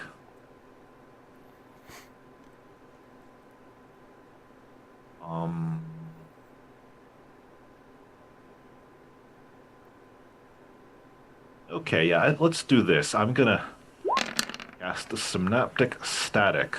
And choosing a point roughly 20 feet away from it that won't hit anyone else. Most noticeably Cassius, who's currently riding on its back. So you choose a point, 20-foot radius centered on that point must make an intelligence saving throw. Creature with an intelligence score of 2 or fewer can't be affected by the spell. A target takes 8d6 psychic damage on a failed save, and it has muddled thoughts. Which means that you roll every time you attack or use an ability, you roll a d6 and subtract it. Well, it definitely has an intelligence higher than 2. I would hope so. Otherwise, probably wouldn't be doing the smart stuff it's doing. God damn it. I'm really glad you specified that it doesn't catch me in there, because intelligence is my dump stat. Don't worry. I might not like most of you, but I'm not silly. I'm not suicidal. The more you guys are alive is the less chance it might hurt me. Alright, in any case, takes half that damage. Yep. Which wasn't really the point. And, let's see. About how far away from me is it?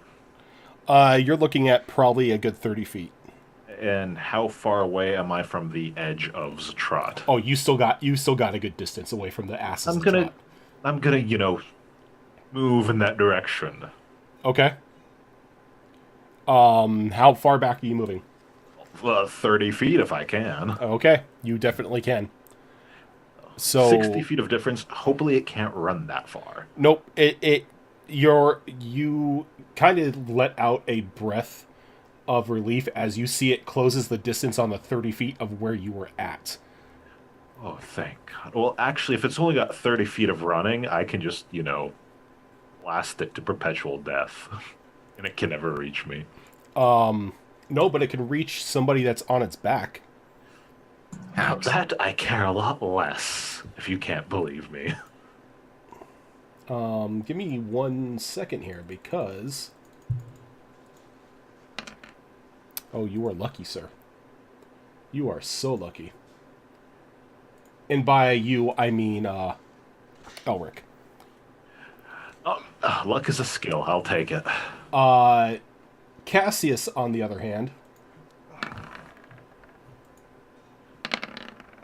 Oh, I didn't mean to roll the 2d12. Ignore that.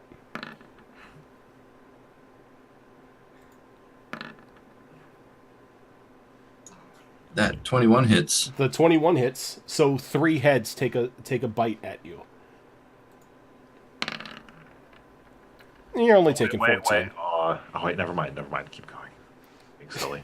You're waiting for that save, huh? Well, he makes it.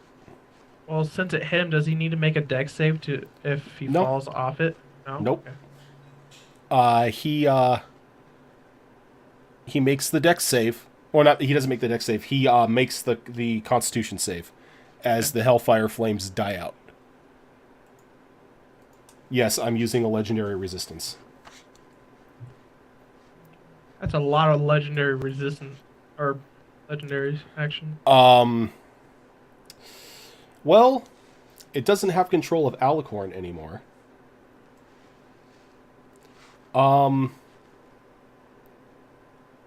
So let's see here. 1, 2, 3, 4, 5 people.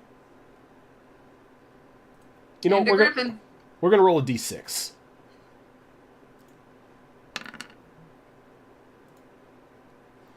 Cassius, choose someone.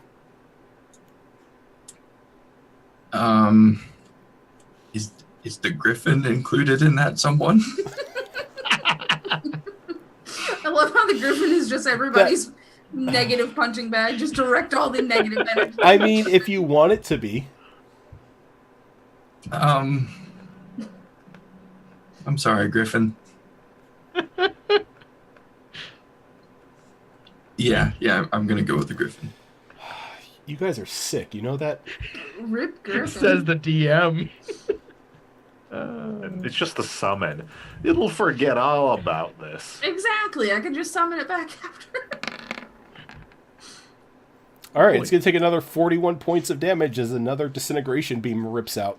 Doesn't it And get it's a gonna dex poof. save? Well, it can. Yeah, I can try to make a dex save if it wants. Go, Griffin, go! Go, Griffin, go! So you can absorb another hit.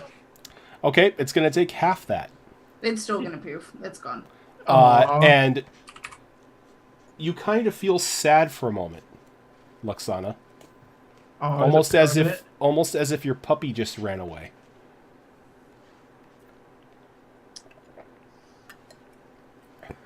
That's rude. But my cat is still in my bag. Bye, Griffin. Nekrath. So,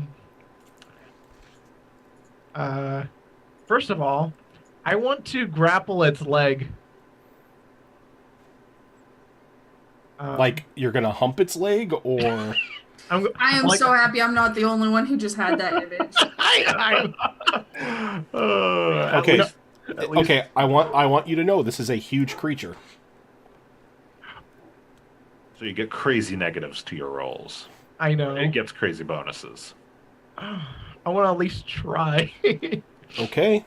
Just hit it, man. Just hit it. I gotta do something stupid.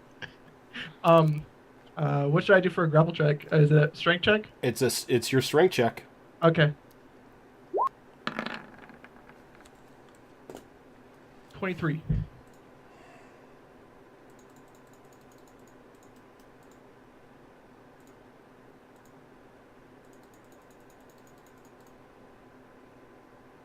What is it? Yep. 18. Okay, so you hold on to its leg. I want to hell step on the opposite side. I'm taking it with me. Hell step off the opposite side, like off the edge. No, not off the edge. Going from one edge of Zatrat to the other. Yeah. Okay, so are you taking it towards Elric or back towards Luxana? What's the most farthest point? It's about in the middle right now, so it's up to you. All right. Let's do towards Elric. All right. So, Elric, you hear a poof, and you see a flash of fire, and then, like, a spurt of flame afterwards, and the dragon is now probably about 10 feet behind you. Also, doesn't it take damage since it went through hell? It has to make. It has to make a save. So does Cassius. Oh God! What? Wait! Does that count for Cassius Unintended being consequences. on it? Or does Cassius just fall because the dragon's gone? Cassius was on the dragon. I was hoping just to take that instead, and he just goes down. Ah, shit. I'm so sorry. So, what's the save on your health step?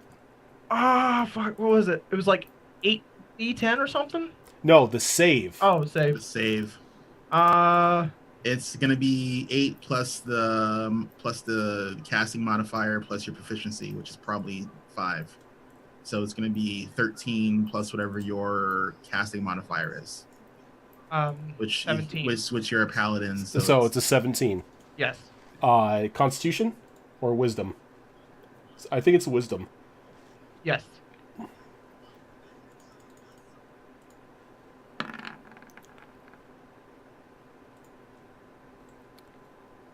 All right, so they both make it.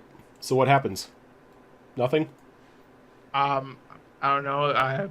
Yeah, I think nothing happens. Yep. So you guys just poof behind Elric now. I tried. Hi, how's it going? So they take no damage if they make it. Yeah, they take no damage if they make it. Oh. Luxana. Me. I'm nervous eating chocolate. Okay. I'm getting into You're here. nervous. I just went through hell. Literally. Through hell and back again. Through hell Cassius and back failed. again. A Hobbit story. Got another one for the. Luxana. Mhm. Choose a target. Like a target. Choose a target. Well, the last time somebody hit the eye, I got hurt, so I'm not gonna pick that. I'll target the Dargan then.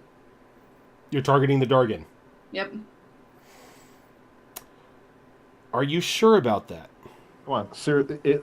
Witches always give good stuff to us, or they try to attack Yeah. the enemy. Yeah. This is what I'm asking, because if you want to, because this isn't a negative thing. If you want to give it to, Oh no, you said choose a target before you were saying. Oh no, okay, choose somebody. someone. Choose someone. Okay. I'm sorry. That's where I was thrown off because I was like, well, choose a target. That's definitely going to be something that's going to hurt somebody. Okay, well, choose someone. I choose. I'm gonna pick Cassius again. All right, Cassius. Yes, For sir. this round, 18, 19, 20 are crits. Nice. Oh, So God. I was like, choose me, choose me. That would have been so good for me too. So Well, he Luxana, just went through hell inadvertently. Okay. And he came out fine. Such a Luxana, worry wart. what are you doing? I am. How far away did You're- they all step the dragon? The Dargan is from you is probably about a good 80 feet. Okay. I think I'm gonna move away from the eye a little bit because I don't like it. And then I'm going to hope and pray I don't get boom boom again. That will not hit. But Will roll not. anyway, because you have to see what you fired. Please be glitter bomb. Please be glitter. God! Oh my god! You know, I just want to throw this pistol off. But Wow. You know this is now entering statistical improbability. Only 1 in territory. 36. That's not horrible. Oh god. Okay, so This is the second time she's Luxana, got it in the campaign. Luxana, this Third time. isn't a hit thing. This is a dex save thing. okay. So, boom boom goes off. Mm-hmm. So everybody that is near the dragon or How in front near of, we talking? oh no, you're going to be making the save because you are near this dragon.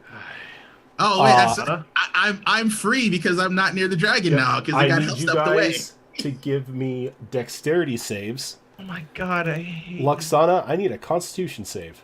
What are we aiming for? Let's see. She made it. Woo. This is the first time I've made it. My poor little heart can't do this anymore. I was so excited. so- Boom, boom. I'm So- gonna just go ahead and add my bardic inspiration to that. Okay, go ahead and give me that D12. Okay, you make it. So, Tiny makes it, Alicorn makes it, HP Fox makes it, Groudon, you're going to take it. Oh, So everyone is going to take half that damage, save for Groudon, and Groudon's going to take 42. asshole. Hey, I didn't do it on purpose. Oh wait, the dragon has to make its dex save. Yes, he better not. Well, you're kind of in luck. It's dex Oh, never mind. He made it. Oh my god. Jeez. I'm gonna look at Lixana with a glare. Cutting words. Cutting words. Cutting words. Cutting words. You can He affect already, people. I know, but he already said that he made it though. So I have to do it after the roll, but before it's called the final To be decision. fair, that is very little time. Yeah, that is true. Yeah. But Luxana, you don't take that damage, by the way, because you saved. Okay. Whew. Ichirai, Ace. it's your turn. So, alrighty. So basically, Luxana's by the eye by herself. No, correct? she moved away from the eye. Okay. Yeah, I moved a little bit closer to the dragon because the eye freaks me out. Alrighty. I'm trying to think, like, would I attack the dragon? Would I attack the eye? Like, I really haven't seen the eye do anything. To anyone except for the poor griffin.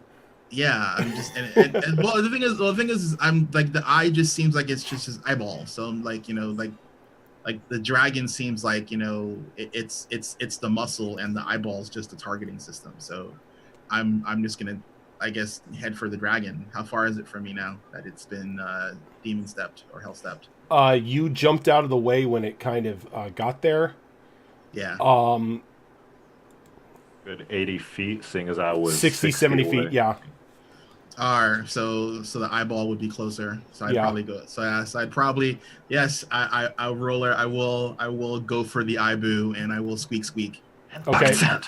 I need a wisdom save from you, sir. Alrighty. Come on, please make it. Please make it. All right, you make it. Alrighty. What do you do? I'm gonna stabby the crap out of the eyeball. Okay.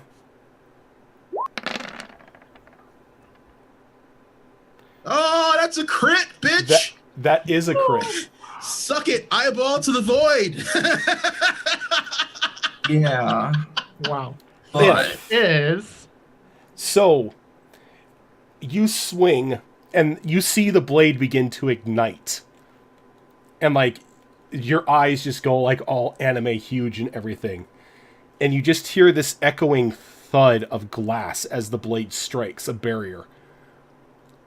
And again, an aura is given off around the dragon. we have to kill the dragon.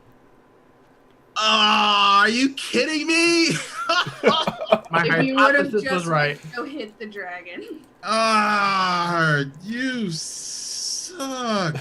How are you gonna bother Personally, wasting I my like other attack? Jeez, hate your guts. I use the remainder of I use my bonus action to dash, Okay. which should get me with the remainder of my movement to the dragon. But before I do that, I item interaction and spit in the eye. Okay. like a big fat tasty loogie right in its eyeball. Okay. Make sure you gargle a bit first. Really get that stuff in there. Like, Cassius. all right. Well, I've taken a bit of damage since I climbed up onto this thing, You and have. literally been through hell. So, thanks, Nigrath. I'm gonna go How was ahead and not pleasant.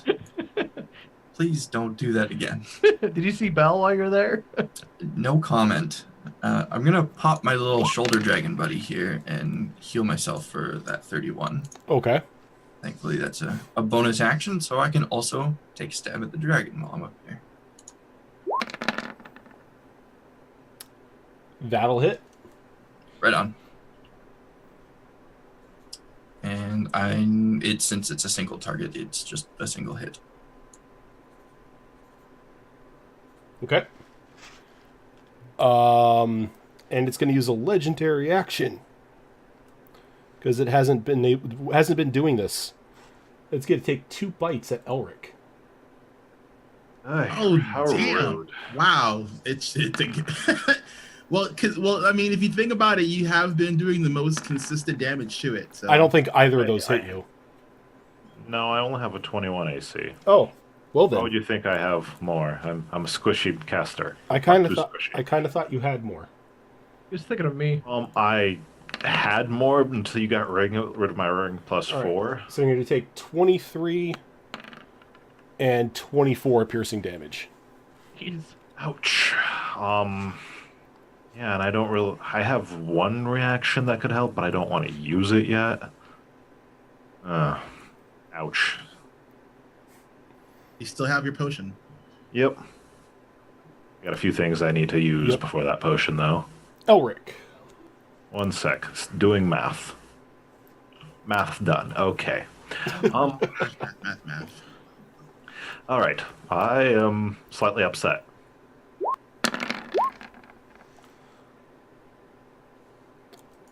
Let's see. All 3 will hit. Damn it. See, if I had that 18, 19, 20 crit, I would have had a crit. Darn.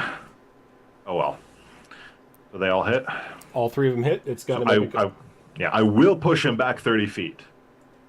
You will push him back 30 feet. Yep. You know he's against the edge, right? No, he's not even close to the edge. He I was thought only 10 feet past me, and I still had running room.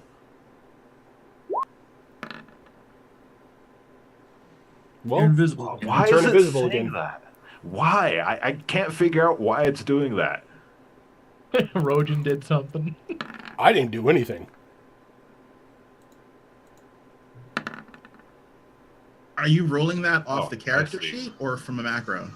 From the character sheet. Don't worry, I just figured it out what it was. Well, it's fired, so go ahead and give me that damage. Ooh, and that's a crit fail, too. Mm-hmm.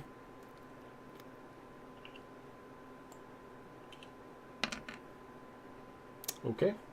Could have sworn I wanted to have And the in edge. addition to it being pushed back 30 feet, I'm also gonna... Okay, how far from me is the eye?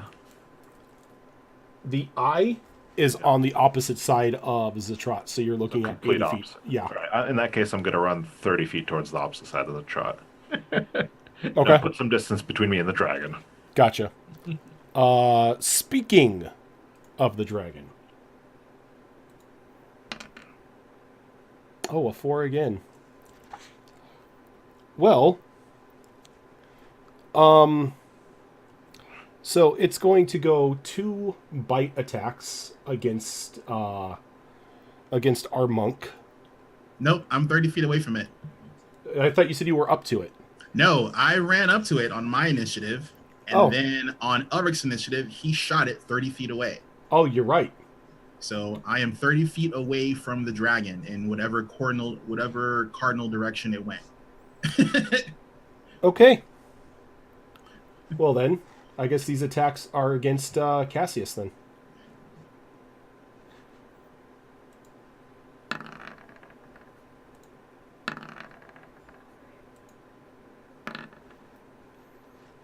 Two hits. First 2 hit. So we got where is it? Where is it? Did I already use it? Oh no, it's here. So you're gonna take 15 and 17 piercing damage.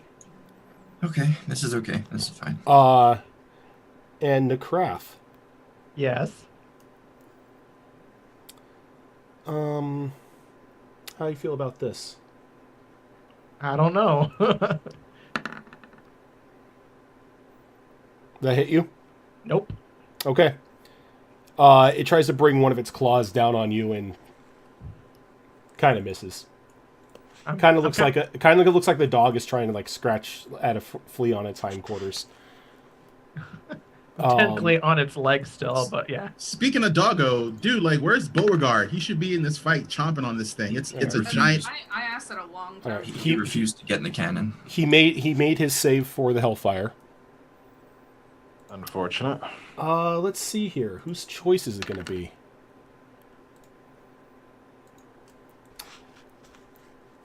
Ichirai? Choose someone. Do I feel this is good or bad? Oh no, this is the eye. Oh, the eyeball. You have to choose someone, and it can't be the dragon. The griffin's gone, right? The griffin is gone. Damn it! Where the hell's Beauregard? It is not stupid enough to be up here. We couldn't get him into the cannon. He's in your cloak. He would I not mean, fit you in just there. You just don't want to kill Nick Kraft, right? He still kind of does. Also, think about it this way: who just took you on a trip through hell? That guy. I didn't go through a trip. No, that was Cassius who went Sorry. through the trip through hell. Sorry. I mean, I'm technically, I would honestly pick Necrath. All right, Necrath, can you give me a dexterity save? I will. I mean, it's probably not the worst choice since he likely has the most Oh, HP God. out of all of us. Well, that was a failure. Also, Yeah. that's probably one of the lowest dex saves.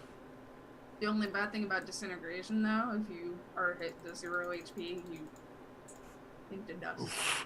And then the Yes. dust just floats away. I am acutely aware of this. Thank you. You're going to take 66 points of damage from a disintegration beast slamming into you.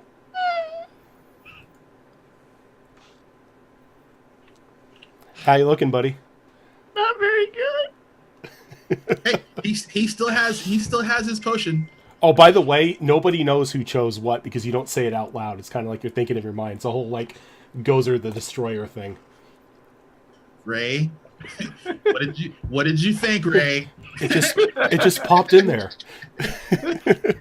Necrath. Oh, hi. I'm hurt. So I want.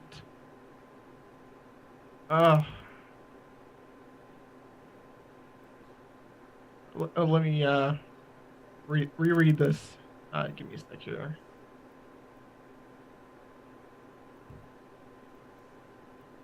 All right, I'm going to cast lay on hands, and Okay. I'm going to give myself 5 times 15 is what? 45. Oh, no, sorry. God damn. I'm really tired today. Ignore me. 75. No, I'll take 45. It's 75. I'll give myself 75 health, and I'm going to give Cassius Shield of Faith as okay. a bonus action. Is it somebody you see or? Well, I'm gonna move up and touch him. Well, you're gonna have to climb up the dragon to touch him. Oh, it's 60 feet. It's range. It says 60 feet and just target is a creature within range. Okay. Yeah. So, yep, you can do it. So, Shield of Faith on Cassius. Yep. Luxana, Eee. give me that D6.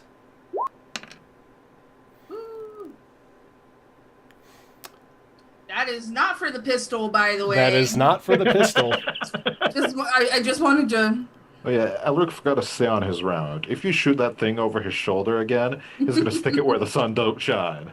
So, your hag mother and the godmothers, like, appear next to you, and all of them let out, like, this, like, arc of lightning towards the dragon. Ooh. Please don't botch. Please don't botch. Oh damn, that's like some charm shit right there, right?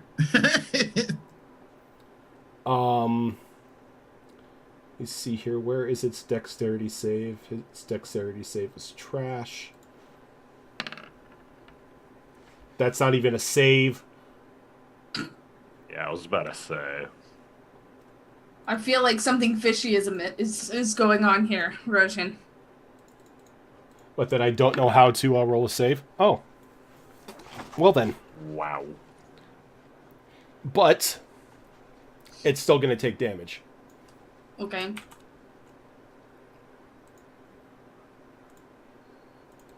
It's going to take half of this. Why didn't you just let me roll it? You want to roll it? Nah, you know what? Go ahead and roll it since it's you. I shouldn't Yeah, be rolling damage for the godmothers. Yeah, I feel like this is gonna be even worse, but That's okay. I'm gonna laugh. Fingers I'm gonna crossed. laugh if it's less damage. To be fair, it's only less damage by 1. Only less damage by 1. Yep. Luxana, it's your turn. I was really hoping it was going to be 34. Okay, so what I am going to do... I'm going to shoot my gun. Please do. Do I'm it. Boom, boom. Do it. No, I have another idea. It's the last episode. Go out with a bang. Do it. No. Please don't I'm encourage her gonna, to do that while I'm sitting on its back. Bardic Inspiration to who still has one, by the way, because you can't have 2. I used mine on. I used mine as well. Same. Yeah, everyone's used theirs. Everyone's users. Okay, well, I will go ahead and give Bardic Inspiration back to Cassius since he's still riding on the dragon's back. And then I am going to do... Boom, boom. Shoot. this. Oh. Well. No. Because you used that on Cassius and I didn't get to use it on the tentacle head thingy, so that's going against the Dargon. Yes! Yeah, Well, suck it. well, Cassius, you're now floating in midair for a second. I'm going to need you to give me a dexterity save. Did Don't I just break my ankles. poof it? Can I grab him? Or like Actually, you know what? I'm not going to do that. I'm not going to do that. Did I just yeah, poof the dragon? The dragon turns into a pile of dust. Yes! And Oh, you yeah. hear glass shatter behind you as the eye just begins gushing blood out and everything. And out from it rolls this tiny, Agron-sized spider. Like tiny, like Agarin in the Clockwork Tower, tiny In- skulking around the pipes. Yeah, or, like that or, spider. or tiny, like the No, size. like the size where he's skulking around in the pipes. And Cassius, you hear, that's what you need to stab. Got that message loud and clear.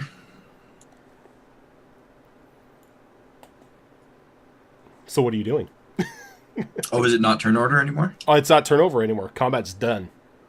Okay. Dimension Dorm over there. Yeah, Well, that's what I was planning, was to rush up to him and then Dimension Dorm right on top of it. But if you have another... just in case anything bad happens, my healing spirit is still active, so I'm going to go ahead and take the healing from that, Okay. just in case. So I will report 31. And I'll hidden paths right up to it. Okay.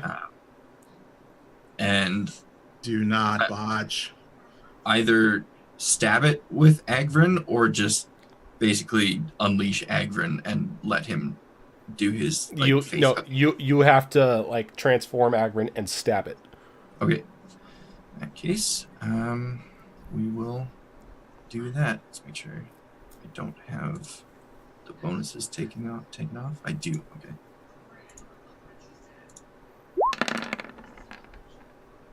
Okay, 20. that's not a botch. All right, so you stab Agrin into it, and there's just this gut-wrenching shriek that cries out from the body of Zatrat. It lets out a shockwave and everything as you see the spider and Agrin turn into that concrete material.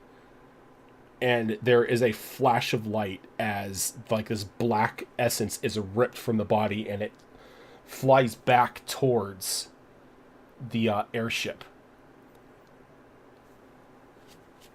And the body just begins to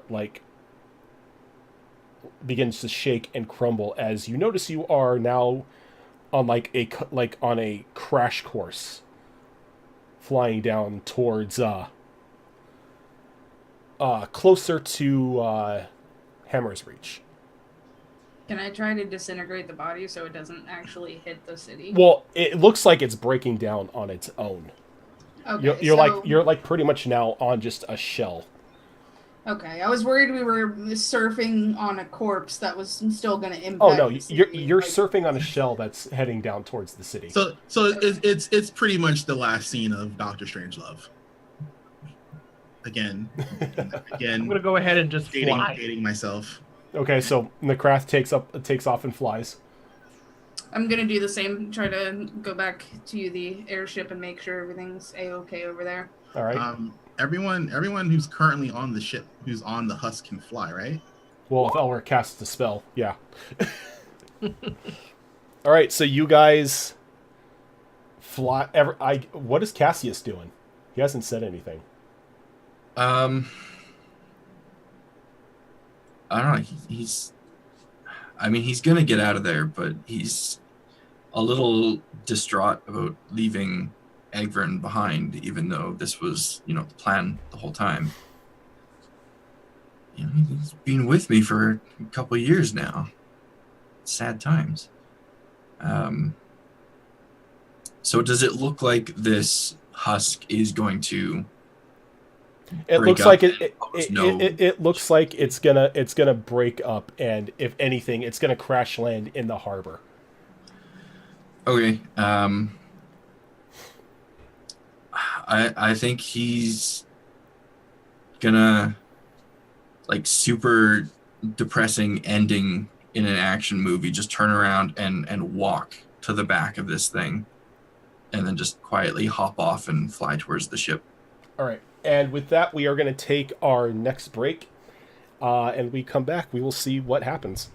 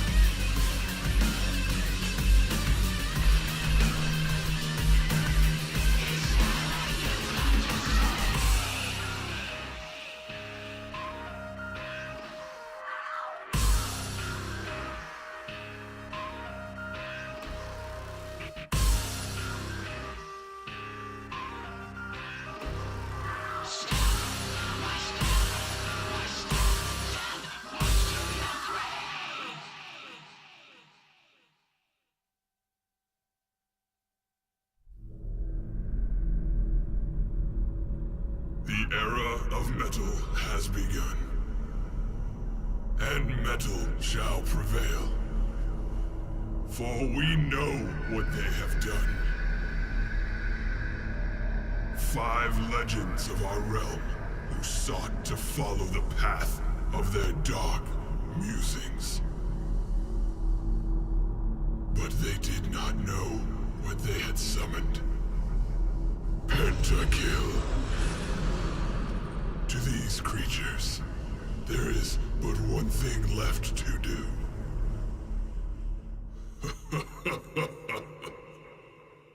Heavy metal.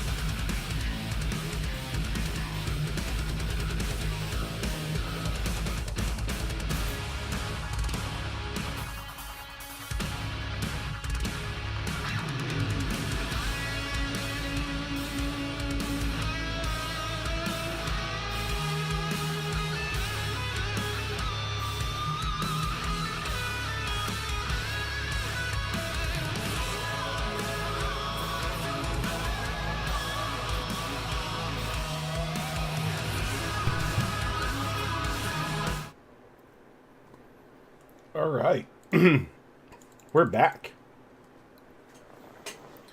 So, Cassius, jumping off and returning to the ship, finds the group standing around Holland, who at the moment is holding this large amber-like crystal that seems to be pulsing with like this just corrupted energy.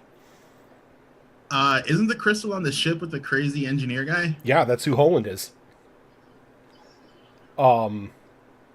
And he smiles over to the group and is like, "Well, doesn't have dynamite, but it worked. Your spider god's in here." As he flips it over to Elric. He goes, "You can give that back to your lord. I know some deal was struck between him and a little short guy." Yeah, good idea. Well, let's make this fast. Not an attack in this case. It's like Eller just plane shifts away. I just plane shift to the 8th level of hell to my lord's palace. we're like, where'd he go? Elric things. Okay. We'll get to that, because I have a feeling is that part of your, I think that's going to feed into your epilogue as well. Yeah, we can Okay. do that. So, I've been a bit busy. I don't have my epilogue, so... okay, so we could do this then. I can think of it off the top of my head, though. All right. Or you can tell me what happens. I don't care. You know what my end goal was. Oh, yeah. And he pretty much will grant it to you for this. Because you have more than proven yourself to him, capturing the soul of an elder god and delivering it to him. Excellent. All right, moving on to the rest of the people. So,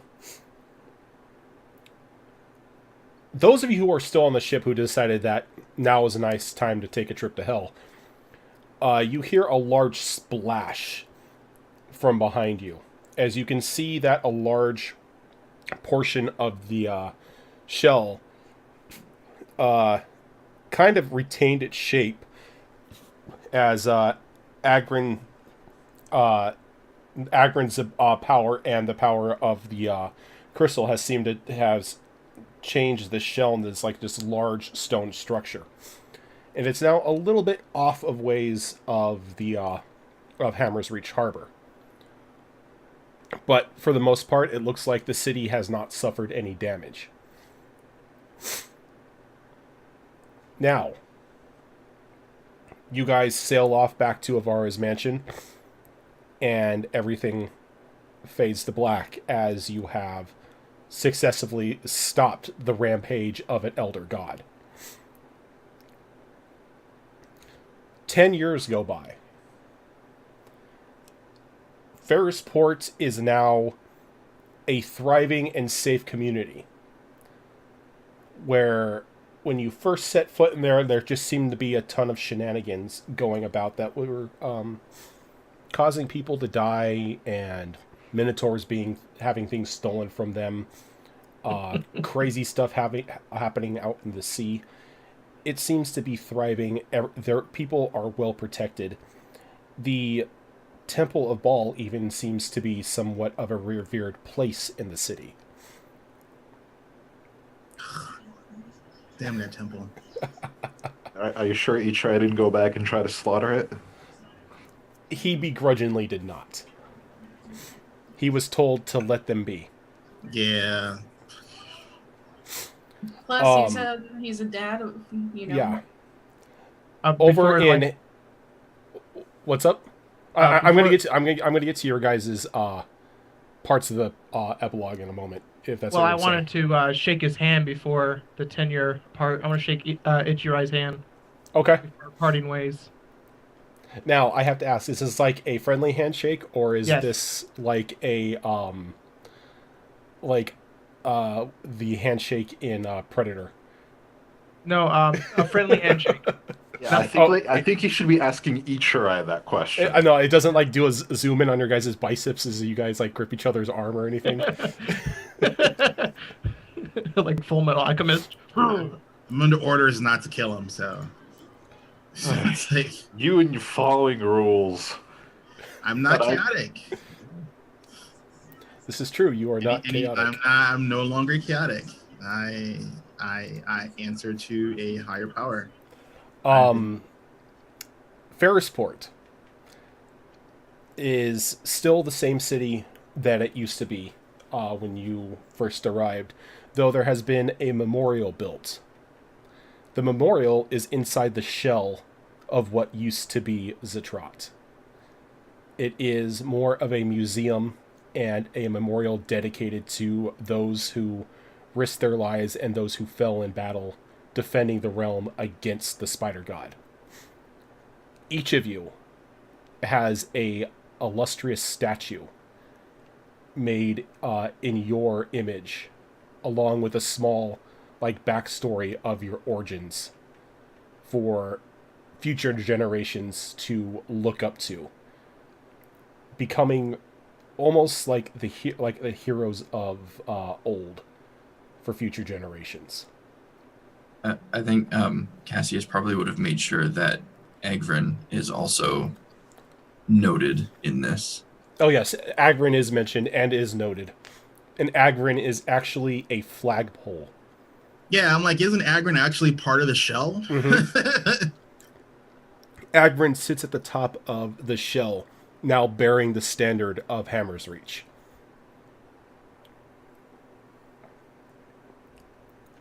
"10 years have gone by. But what have you guys been up to?" So I think we're going to start with Groudon. What has Necrath been up to in the past 10 years? Are you asking me? Yeah. Oh, great. I have to go back and... what did I write? Give me a sec here.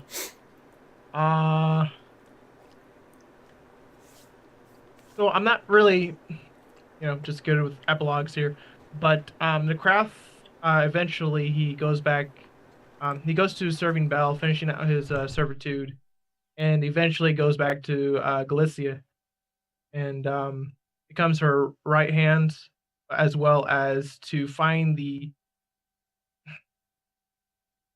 idiot that lost, losing my memories. And then eventually, since growing up with the party, he has some kind of human emotion, and he's decided to become the like you could say like a guardian angel to Ichirai's kids in secret, and doing what he can to make sure that they're good in their lives, and eventually seeing the group from time to time. So sort of like a guardian devil. In a sense. In a sense. Keeping an eye on them, but maybe wrestling up some mischief here and there for them. That they can handle.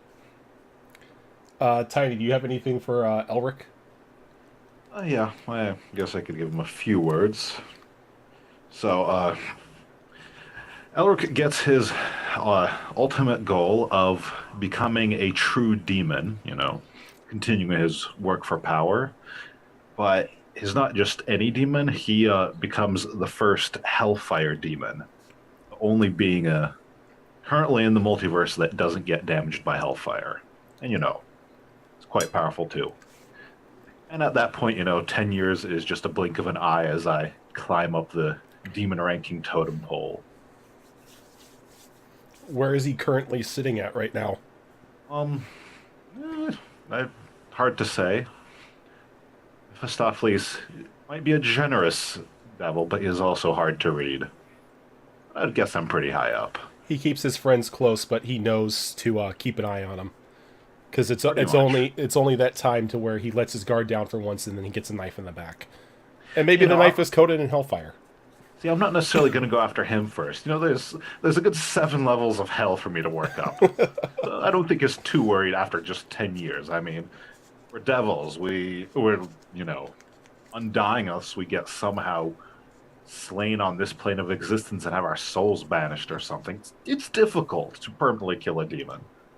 So, no hurry. It's just 10 years. Eventually I might, try to kill a Glacia or something, or, or down, make Necrath my little play toy. Oh my. Don't In a friend me bad with a good way. time. In a bad way. In a bad way. Hey, some people are into the bad way. You won't be. What about Ichirai? What has he been up to? Actually, I thought they was gonna roll end credits, so I literally wrote mine out in screenplay fashion because I know writer geeks. So I'm actually going to read this out as I wrote it. Okay. So this is entitled Ichirai Epilogue. 10 years past the death of Zatrat, the day in the life of.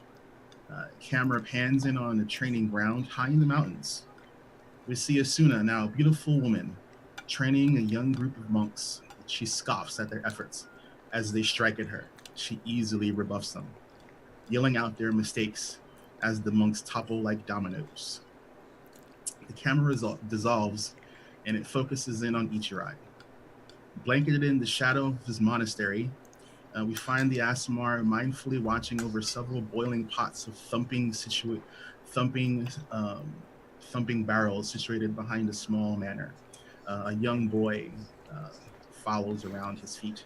From an opening door, Iris calls out to him, "Are you two coming in for dinner or not?" Ichirai scoops up the small lad and whispers, "Come, Masato." He smiles. "You know how your mother gets when we're late." Iris sneers at the two as they tromp mud into her kitchen. Ichirai calls over to the two babies on the far side of the kitchen, nestled in baby seats on the far side. His twin daughters, Ao and Sakura, coo at their father. Ichirai hugs Iris from behind and kisses her neck. "Where's Tatsuya?" At that moment, a young boy dressed like a pirate and wielding two toy pistols rushes into the kitchen and pretends to shoot at everyone.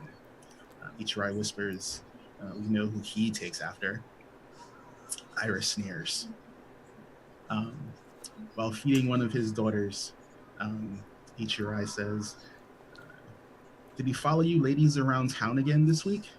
Iris replies with an audible sigh, "Yes." "Did he do anything stupid?" With a roll in her eyes, "Surprisingly, no." Ichirai proclaims, "Who would have thought our kids would have a guardian devil?" As he finishes his statement, he blocks a strike from behind. "He's not that bad, father." As Asuna, looking disappointed at her failed strike, sits down in a huff. "How do you always know when I'm behind you?" Ichirai smugly answers, "Like I couldn't hear you a mile off." Asuna bellows, "Enough. Now that we're all at home, can we please pretend we're civilized and have a quiet dinner?" The three oldest in the group erupt in laughter. Despite being confused by the sudden mirth, the children follow suit. Ichirai smiles to himself and wonders if he deserves such happiness. A familiar voice whispers in his mind, "Enjoy the fruits of your labor. You never know when we'll call upon you to serve again." Or her.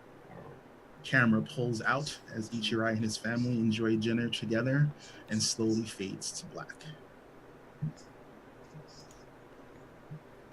So Ichirai becomes the family man that he wanted.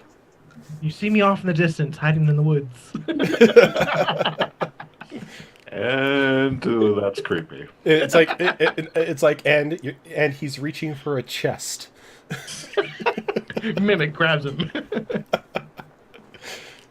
Fox. What has Cassius been up to? Can I opt to go last? I guess. Well, I mean, it's kind of yours and my turn since our epilogue is pretty much the same. Yeah. Yeah, they run parallel to each other. Yeah, I was gonna say. So what have Antiavara, Luxana, and Space Dad been up to the past 10 years? Trying to take over the world. Taking 10 years to try and get rid of the nickname Space Dad. Never. I think at some point Luxana and Cassius would get married. Yeah, I don't want to say it's obvious at this point, but there have been more than a few signs that they don't exactly observe the whole father-daughter thing, and haven't for quite a while. Cassius has stayed true to his word with Avara and worked alongside her as much as he can while still kind of maintaining his own goals. I see Luxana and Avara kind of handling the more public side of Avara's influence together. They would be the ones attending meetings and going to fancy balls and having parties and all that kind of stuff. Girl stuff. Girl stuff.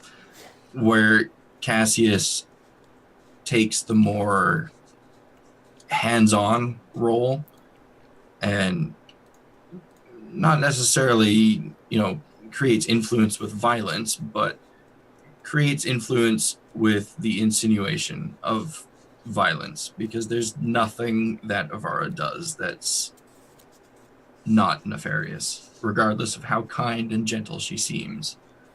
And I mean, Cassius, right down to his core, is unfortunately the same way. But he's not, totally devoid of goodwill. He picks up the project that he attempted to start back on the Tricorn Islands and forms the Rivon Requisitions Company and uses Avara's resources to build a fleet of ships which go out and do the treasure hunting, but also try and form trade routes between all the major cities. And he tries to build that with a decent and kind reputation so that their influence isn't just political and dark, but that they do in fact have good intentions. Outside of that, he's consistently haunted by the void, and it's Cassius, so naturally he wants to know more. And he formed a relationship with the perfect person to teach him, and that is the Collector, who he goes to, supplying that celestial essence that he promised him, and attempting to form a relationship with him and learn from him how to travel the planes using the void as his form of travel. And also, at some point, I remember Fox telling me before I actually started playing Luxana that he wanted to find some way to extend her lifespan. Oh, yes, that's right. Because I'm sure within this 10 years, at some point, he has reached the pinnacle of druidism, at which point he would gain the timeless body aspect, which means he's going to be alive for 1,000 years at least. And he would not want to lose Luxana at the beginning of their adventure.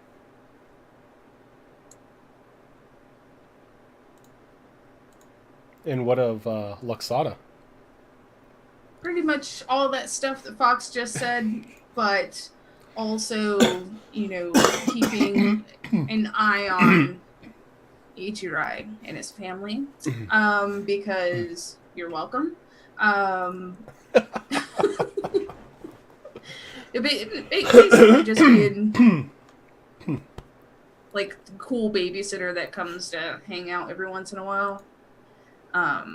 Because she did sacrifice a lot of her humanity to make that a thing. and more tea parties with Meredith, and probably becoming like a master chocolatier. Like, everybody's got to have her sweets because they are the best possible sweets you could ever eat in your life. So, nothing super fancy, just, the basic things that she really enjoyed. Enjoying life. Yep. Excuse me. So, before we've got some time here, we got about 10 minutes here. We got something special for you guys. I mentioned it last week. I was looking to try to do this, and T Weasel Stopmo, who is in the chat right now, was super awesome, and she lent her skills to us, and because of her, we were able to get end credits for season 1. So I am going to mute everybody. And I really, if you guys game player wise haven't seen it, like mute your zooms and turn the stream on, because this is something. But I'm gonna roll the credits here from T Weasel, and then we will be right back to close out the stream.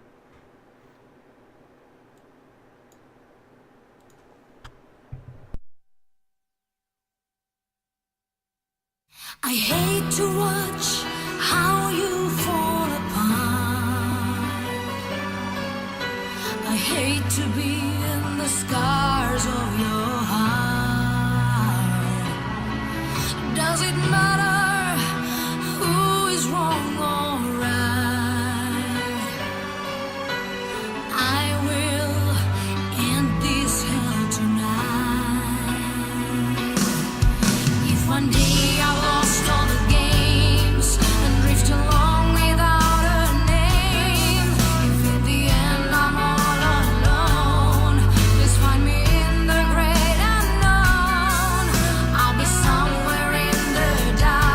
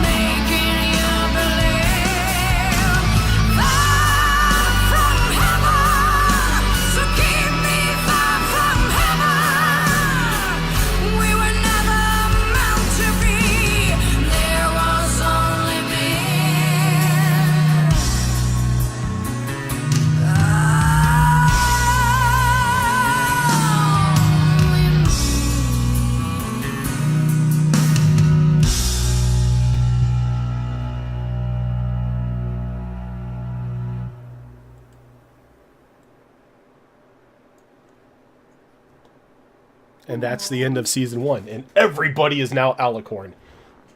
What Really? happened? What happened?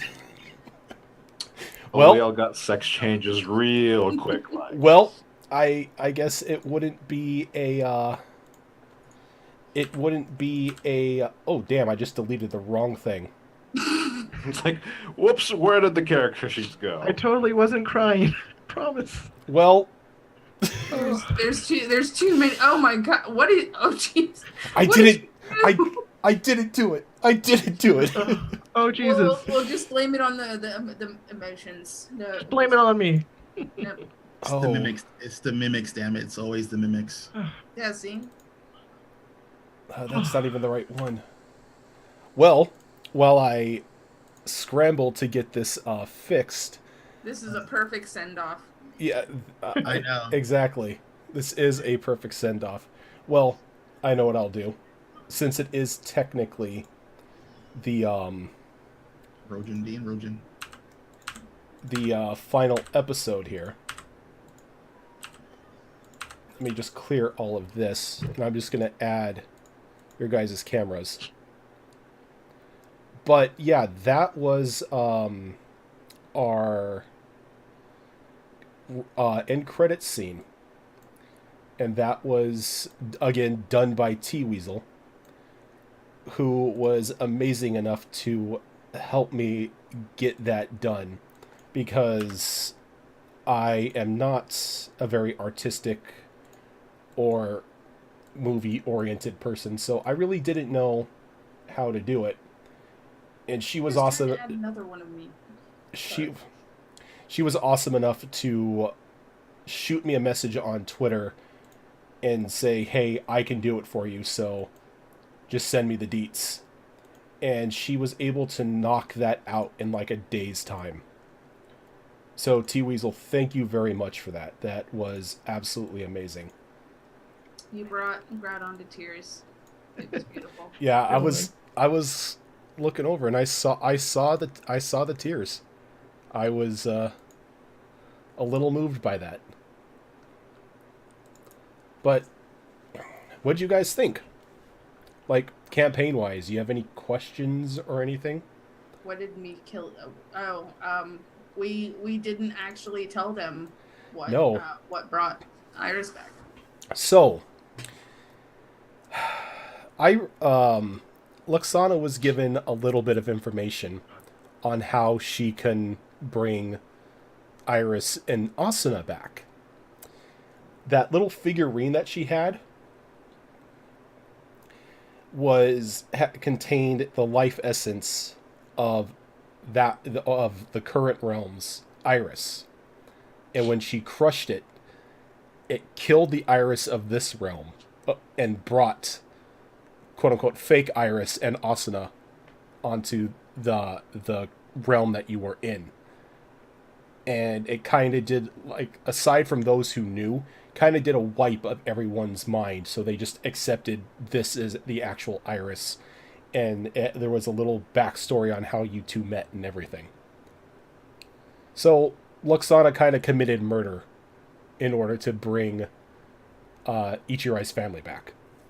Hence the utter confusion that Ichirai had went through.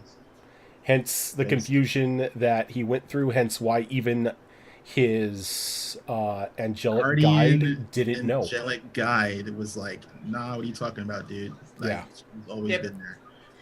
That note that I slipped Avara was basically being like, I need your help. In order to bring back people I love, I need to get rid of somebody. And she was like, say no more, fam. Took care of it. I got this.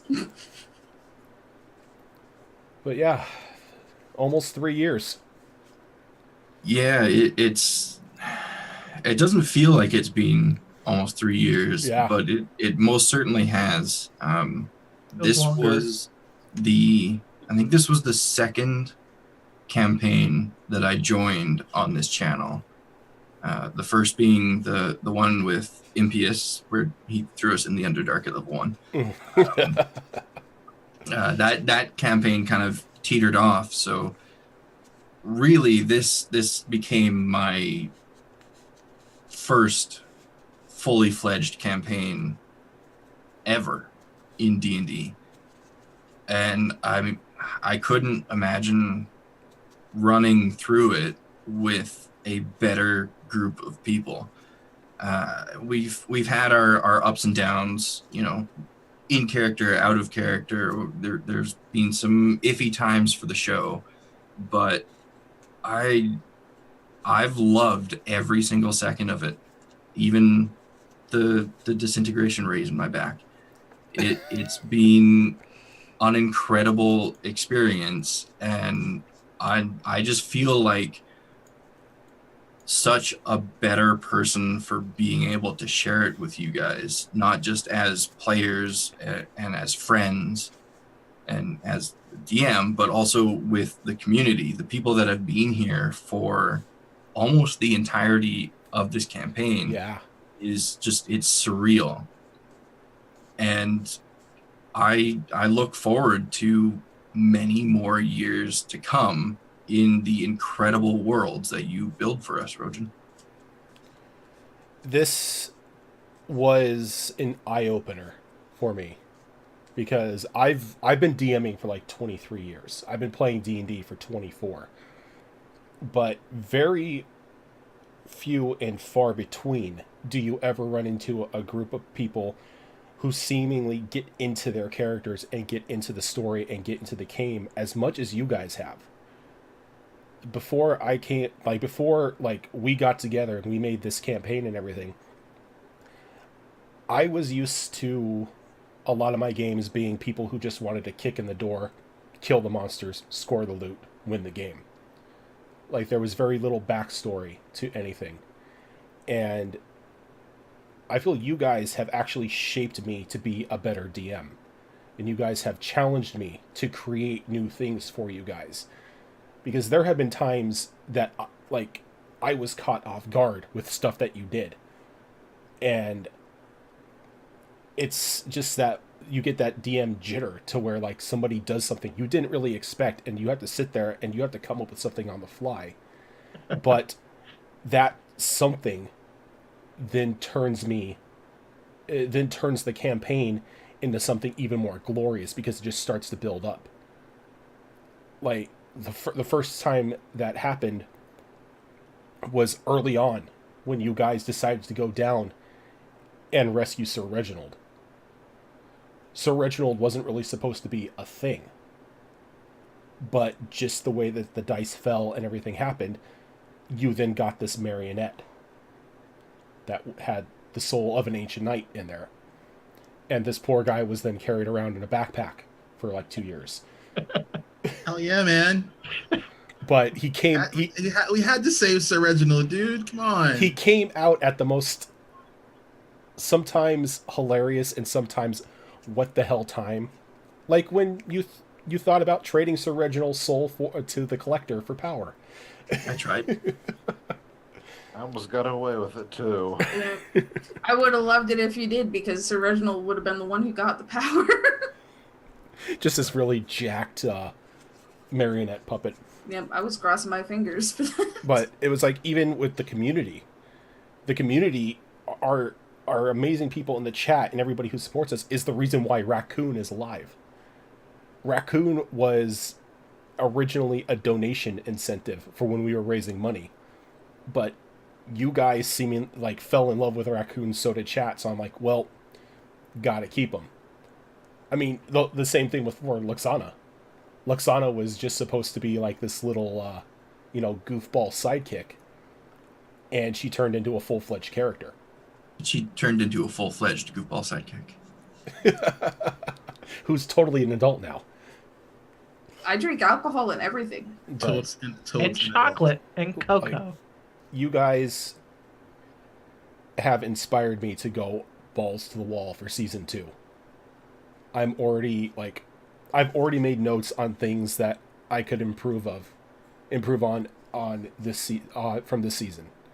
Like doing more character arcs for you guys. Like we're starting off at level 3 again. You guys have this huge world to explore. So we are going to have a ton of time and hopefully a ton of fun covering the realms and the world that you guys are going to be entering in. But yeah, you guys have pretty much been the best D&D group I've ever run with. In all of my years of D&D, you guys are the best group I've run with.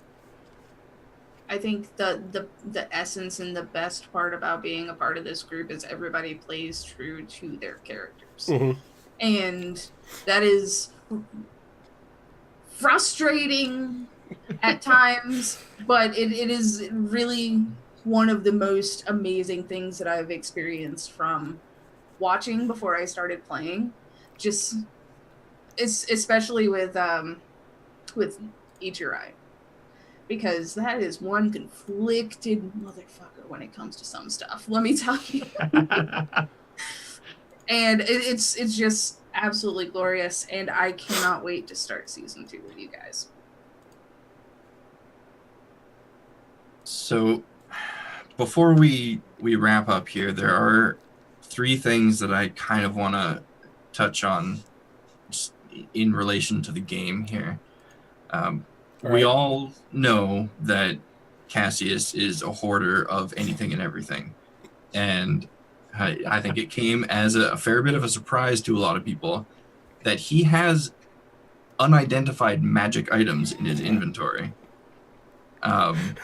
Just because, you know, he's a dragon, that's what he does.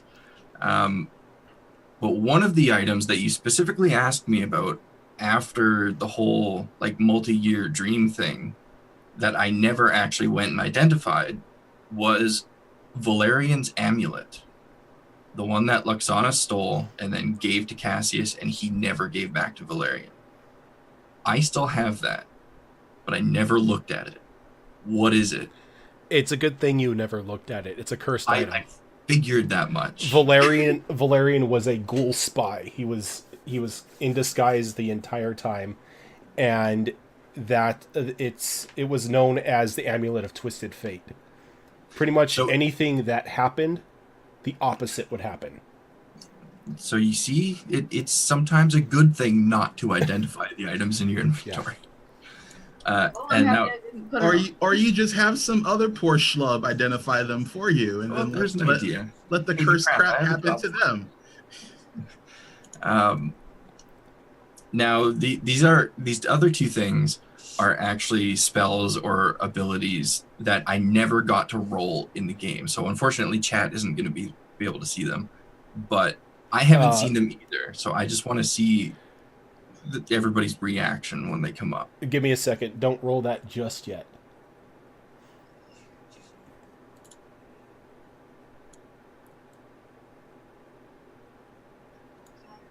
Yeah, since we're clarifying things, I want to know what the heck would have happened if Ichirai actually watched on his dimensional blade.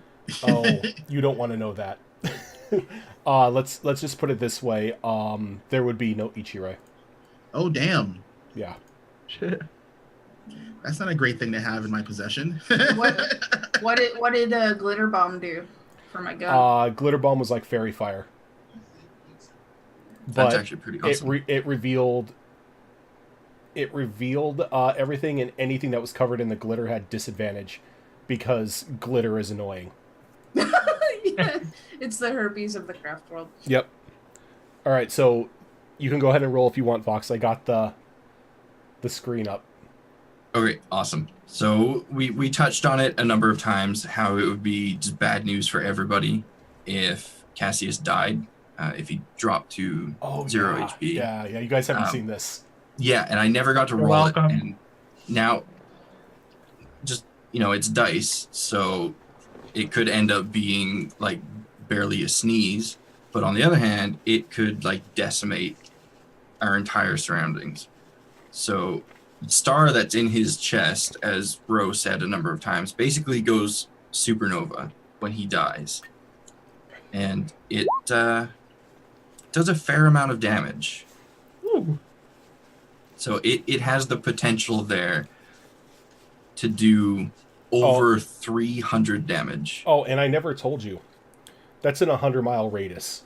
Yeah, it's ludicrous. Everything in a 100-mile radius takes that. What? Yeah. So for those that saw the outcome of the wish, it's essentially that. Oh my god, dude! Why did you give that to Cassius of all the fucking people, dude? Seriously. I am so glad. He's the one who ate the heart. He's the one Now- who ate the heart. I am so also glad. think it was extremely fitting because, I mean, those of you that have been here for almost the entirety of this campaign will know that Cassius almost always has a way out of a situation. But when the Gatecrasher gem was deactivated or died or whatever exactly happened to it, he lost his way out.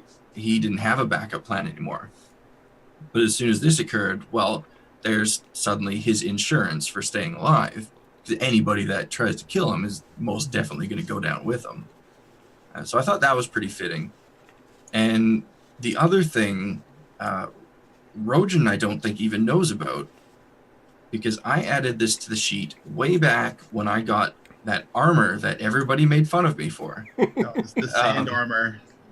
Yeah, one of the things that it did was create a tsunami of sand. Yep. Yep. But Rojan never gave me the details on that. So I just took that ridiculously high level tsunami spell and adapted that to the types of forces that you would have from solid objects the size of a tsunami rushing at you. And I think appropriately I called it Gaia's Wrath. And it's a bit of a read, but that's what it does. Holy crap. I like it. I was really sad you never used it. It's devastating, I will not say- just to the people it's being used on, but also to the caster. I will say the sand tsunami ability has been in 2 of my campaigns. Both times nobody's ever used it. It's just so dangerous. Because you have to be like at 1 hit point, about to die, and you really don't give a shit about everyone else around you. That's kind of what that spell is. Yeah, like that 54 bludgeoning damage that it rolled there, that's just when it's created. It gains damage and gains speed the longer it's active. So it literally has the potential to wipe out an entire coastal region. And one last question for me: what was Love Tap? Love Tap Yep. was... That's gotta be a charm. It did 3d8 damage, but then it did a little burst, like a little heart burst, and everybody within a 10-foot radius of the blast would heal that 3d8 plus their Constitution modifier. Aw. Because I think the only ones that I actually rolled were Shock and On Boom Boom. I didn't roll any of the other ones. Snowball was a 64 damage slow bullet. Scattershot was 3d6, but it would bank off multiple targets as long as you continued to hit. So it was Trick Shot. Yeah, it was Trick Shot. Nice. But yeah, it's been interesting, this campaign. I'd like to mention something. Yo. While growing up, when I was younger, my cousin gave me a red box set, D&D, and I never got the chance to even play with it. It's with my mom, but this is my first campaign, and I've always wanted to be in a D&D campaign, as well as try to role play, or at least try to, actually try to. And while going through these past 3 years, it has been a phenomenal, it's been a wonderful time doing this. Meeting everyone, playing monsters, spells, all that wonderful stuff, even everyone in chat. It's been phenomenal, and I want to say thank you guys for allowing me to be in this campaign and to party with you guys. It's been a true honor. Dude, it's been an honor having you. I'm happy It that really has. I'm happy that you can share your first D&D experience with us. And I demand a group hug at TwitchCon. Absolutely. Speaking of cons, I unfortunately won't be at TwitchCon. I'm already committed to going to KomoriCon. No, no, KomoriCon. you're not allowed. I've read. I'm volunteering, and I'm volunteering for. So I found out through various people, including Tiny, that basically if you can't afford a convention, try and volunteer. Usually they say yes, and you get quite a few will even pay you. yeah. So I volunteered for KomoriCon last year, and they accepted me. I worked for a friend of mine in production and stuff, so that was fun. So I signed up again. Unfortunately, KomoriCon is at the same time as TwitchCon, so I can't be at TwitchCon because that would leave her in the lurch, and I'm not going to do that. I'm not that guy. I'm also going to be at GameStorm this weekend up in Portland, starting on Thursday. So if anyone's in chats up at Portland and is going to be at GameStorm, I'm going to be around walking the tables and stuff, and I'm in the Epics that's happening Saturday and Sunday. So, stop by, say hi, what have you. Yep. And I will be at TwitchCon. I was just able to secure the hotel. So Cassie and I will be there. So you Need guys... someone to go with you? It's like, how big is your luggage, Rojan? I actually pack light. And does it have air holes? I got to take the flight this time. So... but yeah, you guys have anything else, or are we good to do the sign off? Those that saw it in the credits have seen that I have drawn regular Dad, I have drawn Dracolich Dad, and if you join our Discord, keep an eye on the fan art channel. You will eventually see Space Dad. Yes, our Discord does have a fan art channel, and we have had a lot of awesome fan arts posted in there. HB Fox, like he said, those beige background drawings were all by him. And we love to see other artwork from you guys. So like any of the campaigns that we do, this one, Kill Hauled, like past RPG mixtape episodes, or Tomb of Annihilation, like whatever you have, just throw them up there. Like, we love seeing, artwork and everything. Yep, and it does currently have a wonderful pirate comic. It's pretty. Yes, it funny. does. It does. Draw me. It's rather amazing. But again, you guys. Unfortunately, I don't think anybody's going to be drawing our characters. I know, right? Well, maybe next season. Maybe. Hey, Speaking. I drew Luxana. She was just in her Dragonet form. Yeah, well, that was before I started playing her, so it doesn't count. I can't draw people. But she wasn't a people; she was a dragon people. Yeah, but she has people features. That's difficult. She's like, "What are these?" As she points at her legs. I know, right? She's like all Little Mermaidy and shit, wiggling her toes. It's Kind of broke my heart just closing her character sheet.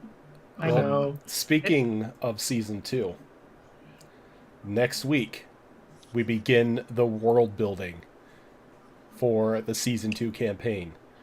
Yep. I have ideas written down and stuff for campaign scenarios, and I have a couple important places plotted out. But everything else is going to be made by chat and by you guys. I posted. I'll post the link. Well, I'll post the image back up on my Twitter and on the Dungeons and Distractions Twitter for chat. And you guys have the map because I posted it in our Discord chat.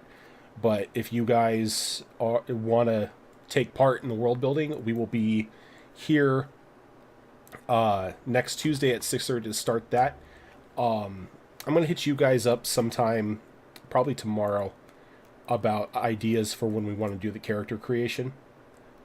That way we can get into rolling and all, just like hit the ground rolling after world creation and start the game with a bang. Do we Does want to give? Do we want to give the chat a sneak peek of what we're thinking for our Yeah. race classes? Yeah, if you guys know what you want, go right ahead. I am going to be a changeling princess class. That's an actual thing. You can look That it is- up. Princess is an actual thing. I have signed off on it, so Alicorn is going to be a changeling princess.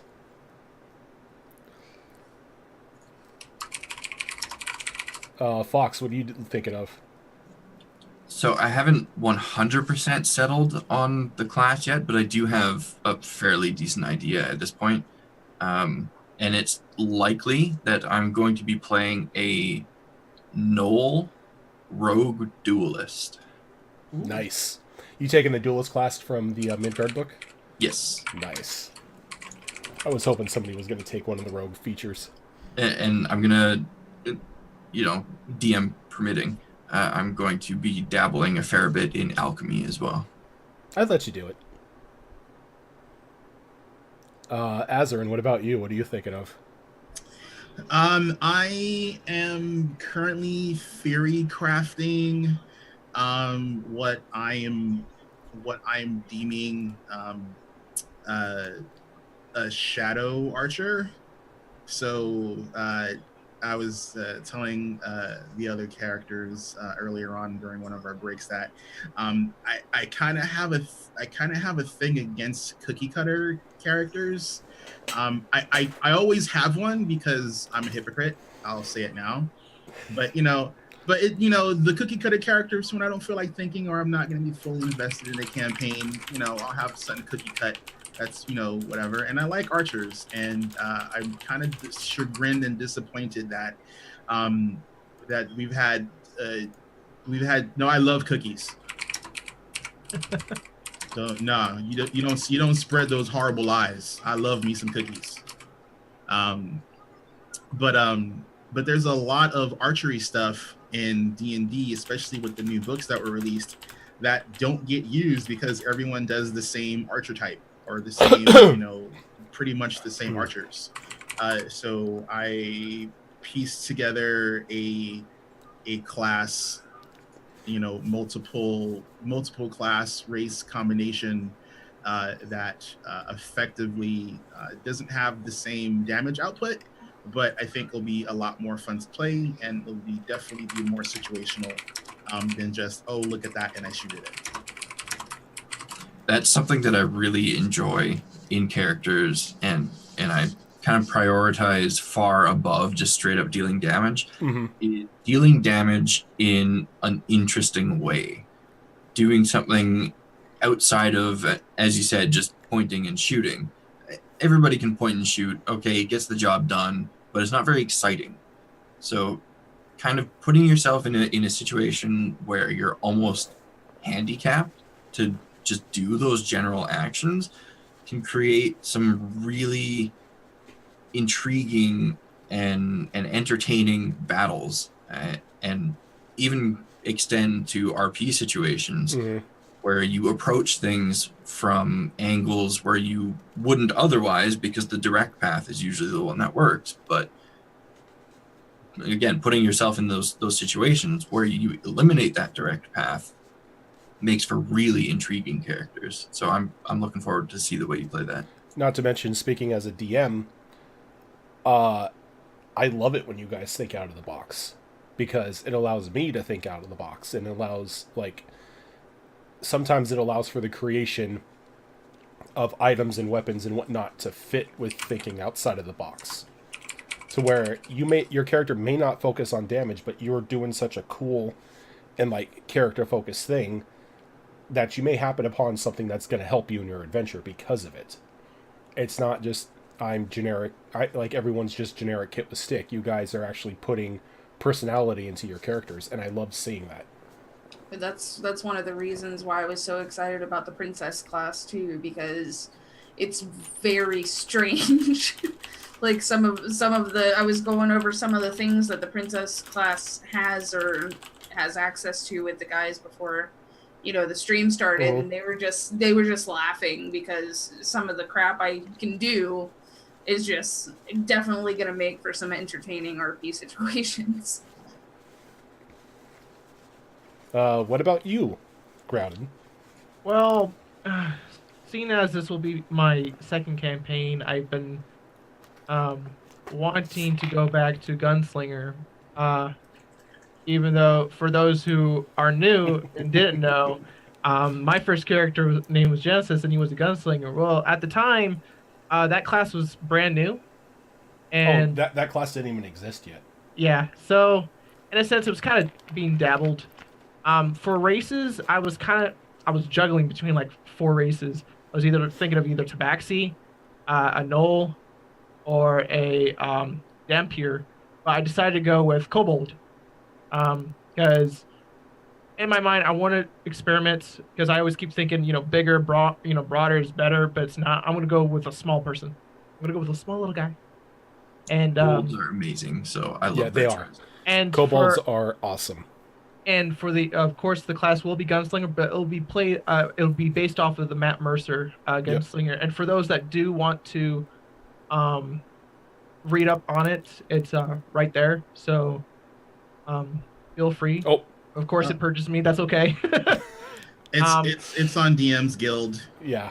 It's on DM's Guild. There's a suggested price on it. You don't actually have to spend money for it, but if you wanna shoot Matt a few rilks, or a couple dragons, it's up to you. Yep. It will be a female character because females rock. Yeah, we when you said you wanted to try Gunslinger again, we were going back and forth through a couple of things that were on the DM's Guild. I really wanted to try Artificer, but you Yeah. did not want to have 2d6 damage at level 3.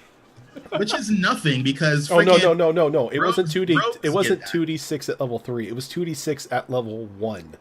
Oh, Oh, come on, whatever. And- The Artificer is an approved, play-tested, and sanctioned character class. Yeah. Yeah, but so is Monk, and look how OP that is. Hey, I didn't play straight monk, and to be honest, I played a fighter monk. You want to see monk OP psychoticness? You play an elemental monk, and you start dipping into some classes that give elemental bonuses, and you go full avatar on somebody, and it's lights out. We in the other campaign that I run on Sundays, the first season that we did, one of the characters was a elementalist monk, and just went full avatar on everything. Yeah, it's like the combat monk is the low damage output monk. Mm-hmm. You know what I forgot, Rojan? What's that? I forgot to talk about the journal that Luxana got for Cassius. Oh, that's right. Yep. You want to talk about it? Sure. Luxana gave the journal to Meredith in case she were to not survive the fight. And it had a note in it that said, "Dearest Cassius, when one adventure ends, a new one can begin. A new journal for a new adventure. I'll always be your first mate. Love forever, Luxana." And that's what her and I kept on referring to. It was going to sting if she died. Yep. That would have crushed him. Yep. There were times in that fight where I thought she was gonna eat it, especially when she shot Boom Boom off for the second time. I was so worried when she fired that for the second time, that's because 3 times, by the way. Oh yeah, the third She time. did it 3 times. it was the second time that brought her down to 5 HP, though, right? No, it was the third time. Oh no, Oh, it was the third time. it was No, the no, third no. time. It was the second time, and then I Second tried it time. again. Yeah, okay, well, you tried it again. Jesus. Anyway, Yeah, boom boom. it bad. was that time that brought her down that got me really, really concerned, because, okay, if she had just dropped to 0 HP, that's fine. I'm proficient in medicine. I have healing spells. I can bring her back. But if that had brought her to 0 HP, it also would have reduced her maximum HP to 0 HP. Yep. So I wouldn't have been able to heal that. Oh, by the way, if you would have had your maximum HP turned to 0, you would have been made into an undead on top of the body. See, that's a little concerning. And there would have just been no way to really bring her back from that, especially Well, if she I had mean, a turned wish. dead. Because Cassius had that lock of Yes. hair of hers. Let's give Cassius another wish and see what happens. Well, Cassius had that lock of hair of hers, which would be enough to perform the reincarnate spell if she had just straight up died. But if she had died and then come back as an undead, that wouldn't have worked because she'd technically still be there, but technically not. So there was a lot that could have gone wrong in that fight for Luxana. And if she had died at the end of that, I can't see any outcome for Cassius from that other than just void rampage. Rampage. If she did die, if it wasn't by this disintegrate, my character did have revivify. Yeah. Revivify would have brought her back. Well, it depends on how quick the zombification happens. If it's The only way she would have died from the zombification or become a zombie is if she used Boom Boom again and had her max HP drop to 0 or below. Yeah, which wasn't gonna happen. I wasn't gonna use my gun at 5 HP. Yeah, so it's if Boom Boom knocks you below 0, Yeah. and becomes. Because Boom Boom technically just eats your life essence. Yep. If you fail the con save throw. I would like to make a request though for the next session. You know, when we make everything, I would like to at least you to go back or at least find wonderful sceneries because I'm tired of looking at a giant's head for the last 2.5 years. Oh no, that's gonna change. That's gonna Okay. change. Oh. It's just My thing is if we're going to keep doing the theater of the mind and we're not really going to do position type stuff, I know the theater of the mind thing is kind of cool. I personally, because I play a lot of Adventure League type play, and I like good maps. And I like playing on maps because when I'm trying to do weird stuff, I really like to know where I am because I'm trying to push the borderline of how effective can I be and not decimate my party. Yeah.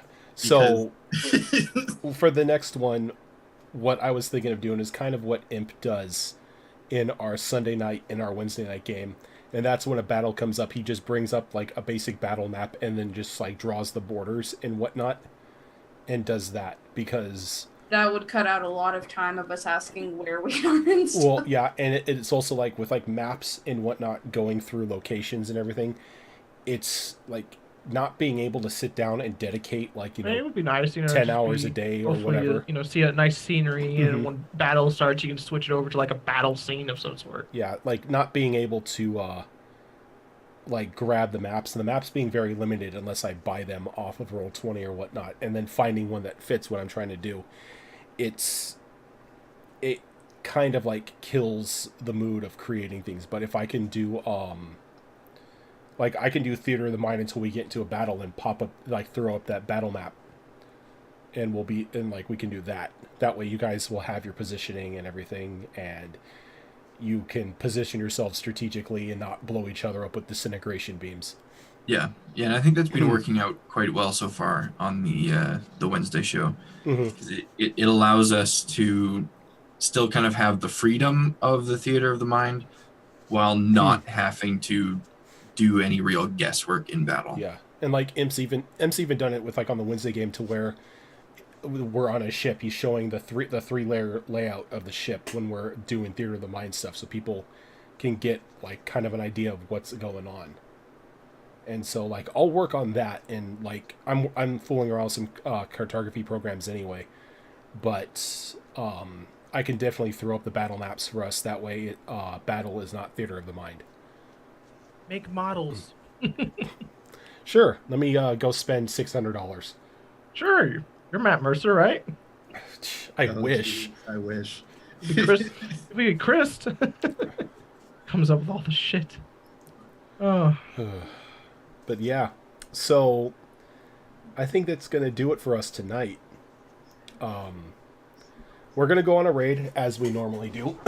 But before we do that, Alicorn, who are you and what do you do on Twitch? Hello, I am Alicorn. I am the community manager for Dungeons and Destructions. I play on Sundays and Tuesdays, and I try not to die, but I usually, get other people in trouble.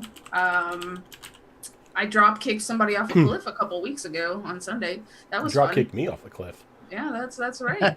it was all the revenge for disintegrating Cassius in the back. So you can see me here on those days. We also have a show on Wednesdays, and I also stream part-time every once in a while when I have the time. And I think that's about it. We don't have anything other special coming up yet, but we are still trying to hammer out a date for the community game, which I think will be I think it'll be in the next couple months since we don't really have anything else going on right now. Yeah, I think the last time I heard anything when we were talking about was like after April we're going to start trying to put something together. So maybe after April, but soon TM. Soon trademark. Fox, who are you and what do you do on the internet? I am HP Fox, and I'm the manager for the Hunter Wild. We have a community-driven variety cast here on Twitch, and he and I actually just had like a 5.5-hour-long brainstorming meeting this morning, and we have a lot of really unique and really exciting things on the horizon, but that's all I can say. So keep a very close eye on us for, I think, some Twitch firsts in the near future. Interesting. Azarin, who are you and what do you do on the internet? Hello, I'm Azarin. I am currently just doing the deeds here on Tuesdays with my fellow Gibbering authors. I am doing some IRL stuff, which is hampering me from doing back into the stream thing, but I'm gonna see if maybe while I'm at GameStorm I might try and Periscope a little bit, especially if it's during the epic I'm gonna be in. For those of you who've never played Adventure League play, it's competitive play, so it has rules and stuff, like there's certain things you can't do, certain creatures you can't summon, yada yada. So it tries to keep everything a level playing field so everyone knows what everyone can potentially do, and it's kind of fun. There's some debate out there whether or not if it's better or worse than just homebrew shenanigans and whatnot, but it definitely keeps the murder hoboing down to a minimum. So I do appreciate that, especially with playing with people you've never met before. But I will see if I can Periscope some of that. Epics are great because it's basically a marathon run, 8 hours of D&D with like 1 or 2 breaks. And unlike these campaigns where we can get short rests or long rests depending on how things are played, when you play organized play and you do an epic, you have to earn a short rest. There are no long rests in epics.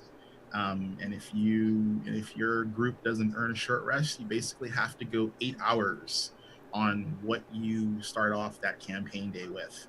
So it's like you're truly legit playing your character. So shenanigans happen, and some people can kind of die.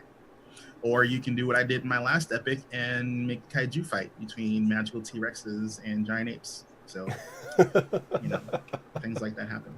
Rampage. Yeah, Rampage. Groudon, who are you and what do you do on the internet?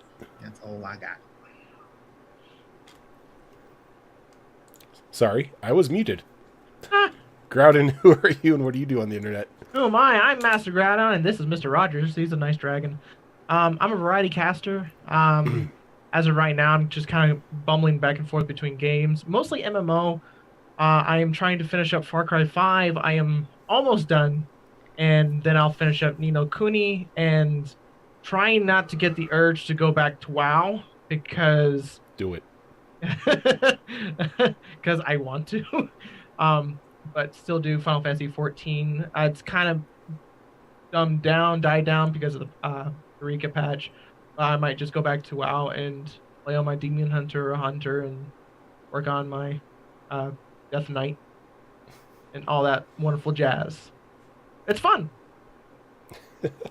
And I am Rojan Quest. I am one of the co-DMs here on Dungeons and Distractions. You can catch me here 3 nights a week, either putting these wonderful people through hell, or going through hell myself on either a pirate campaign, or having a cold, or going through the hellscape known as Chult on our Sunday night game. Aside from that, I have my own channel where I focus on a variety of FPS, RPGs, and fighting games. Currently doing a ton of Far Cry 5 and Dauntless. And looking about, like, at some time, getting back into the Mass Effect series playthrough. Poor Lexus. Lexus is a poster boy for Kick Me. But, like I said, we are going to go on a raid. And speaking of Far Cry 5, we are going to go raid the Hunter Wild.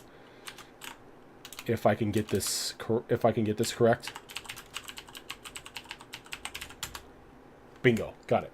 So if you guys want to join us, click that join button up there. Let's go show them some love. Spam in this chat like once or twice. Once you get in there, our little raid command,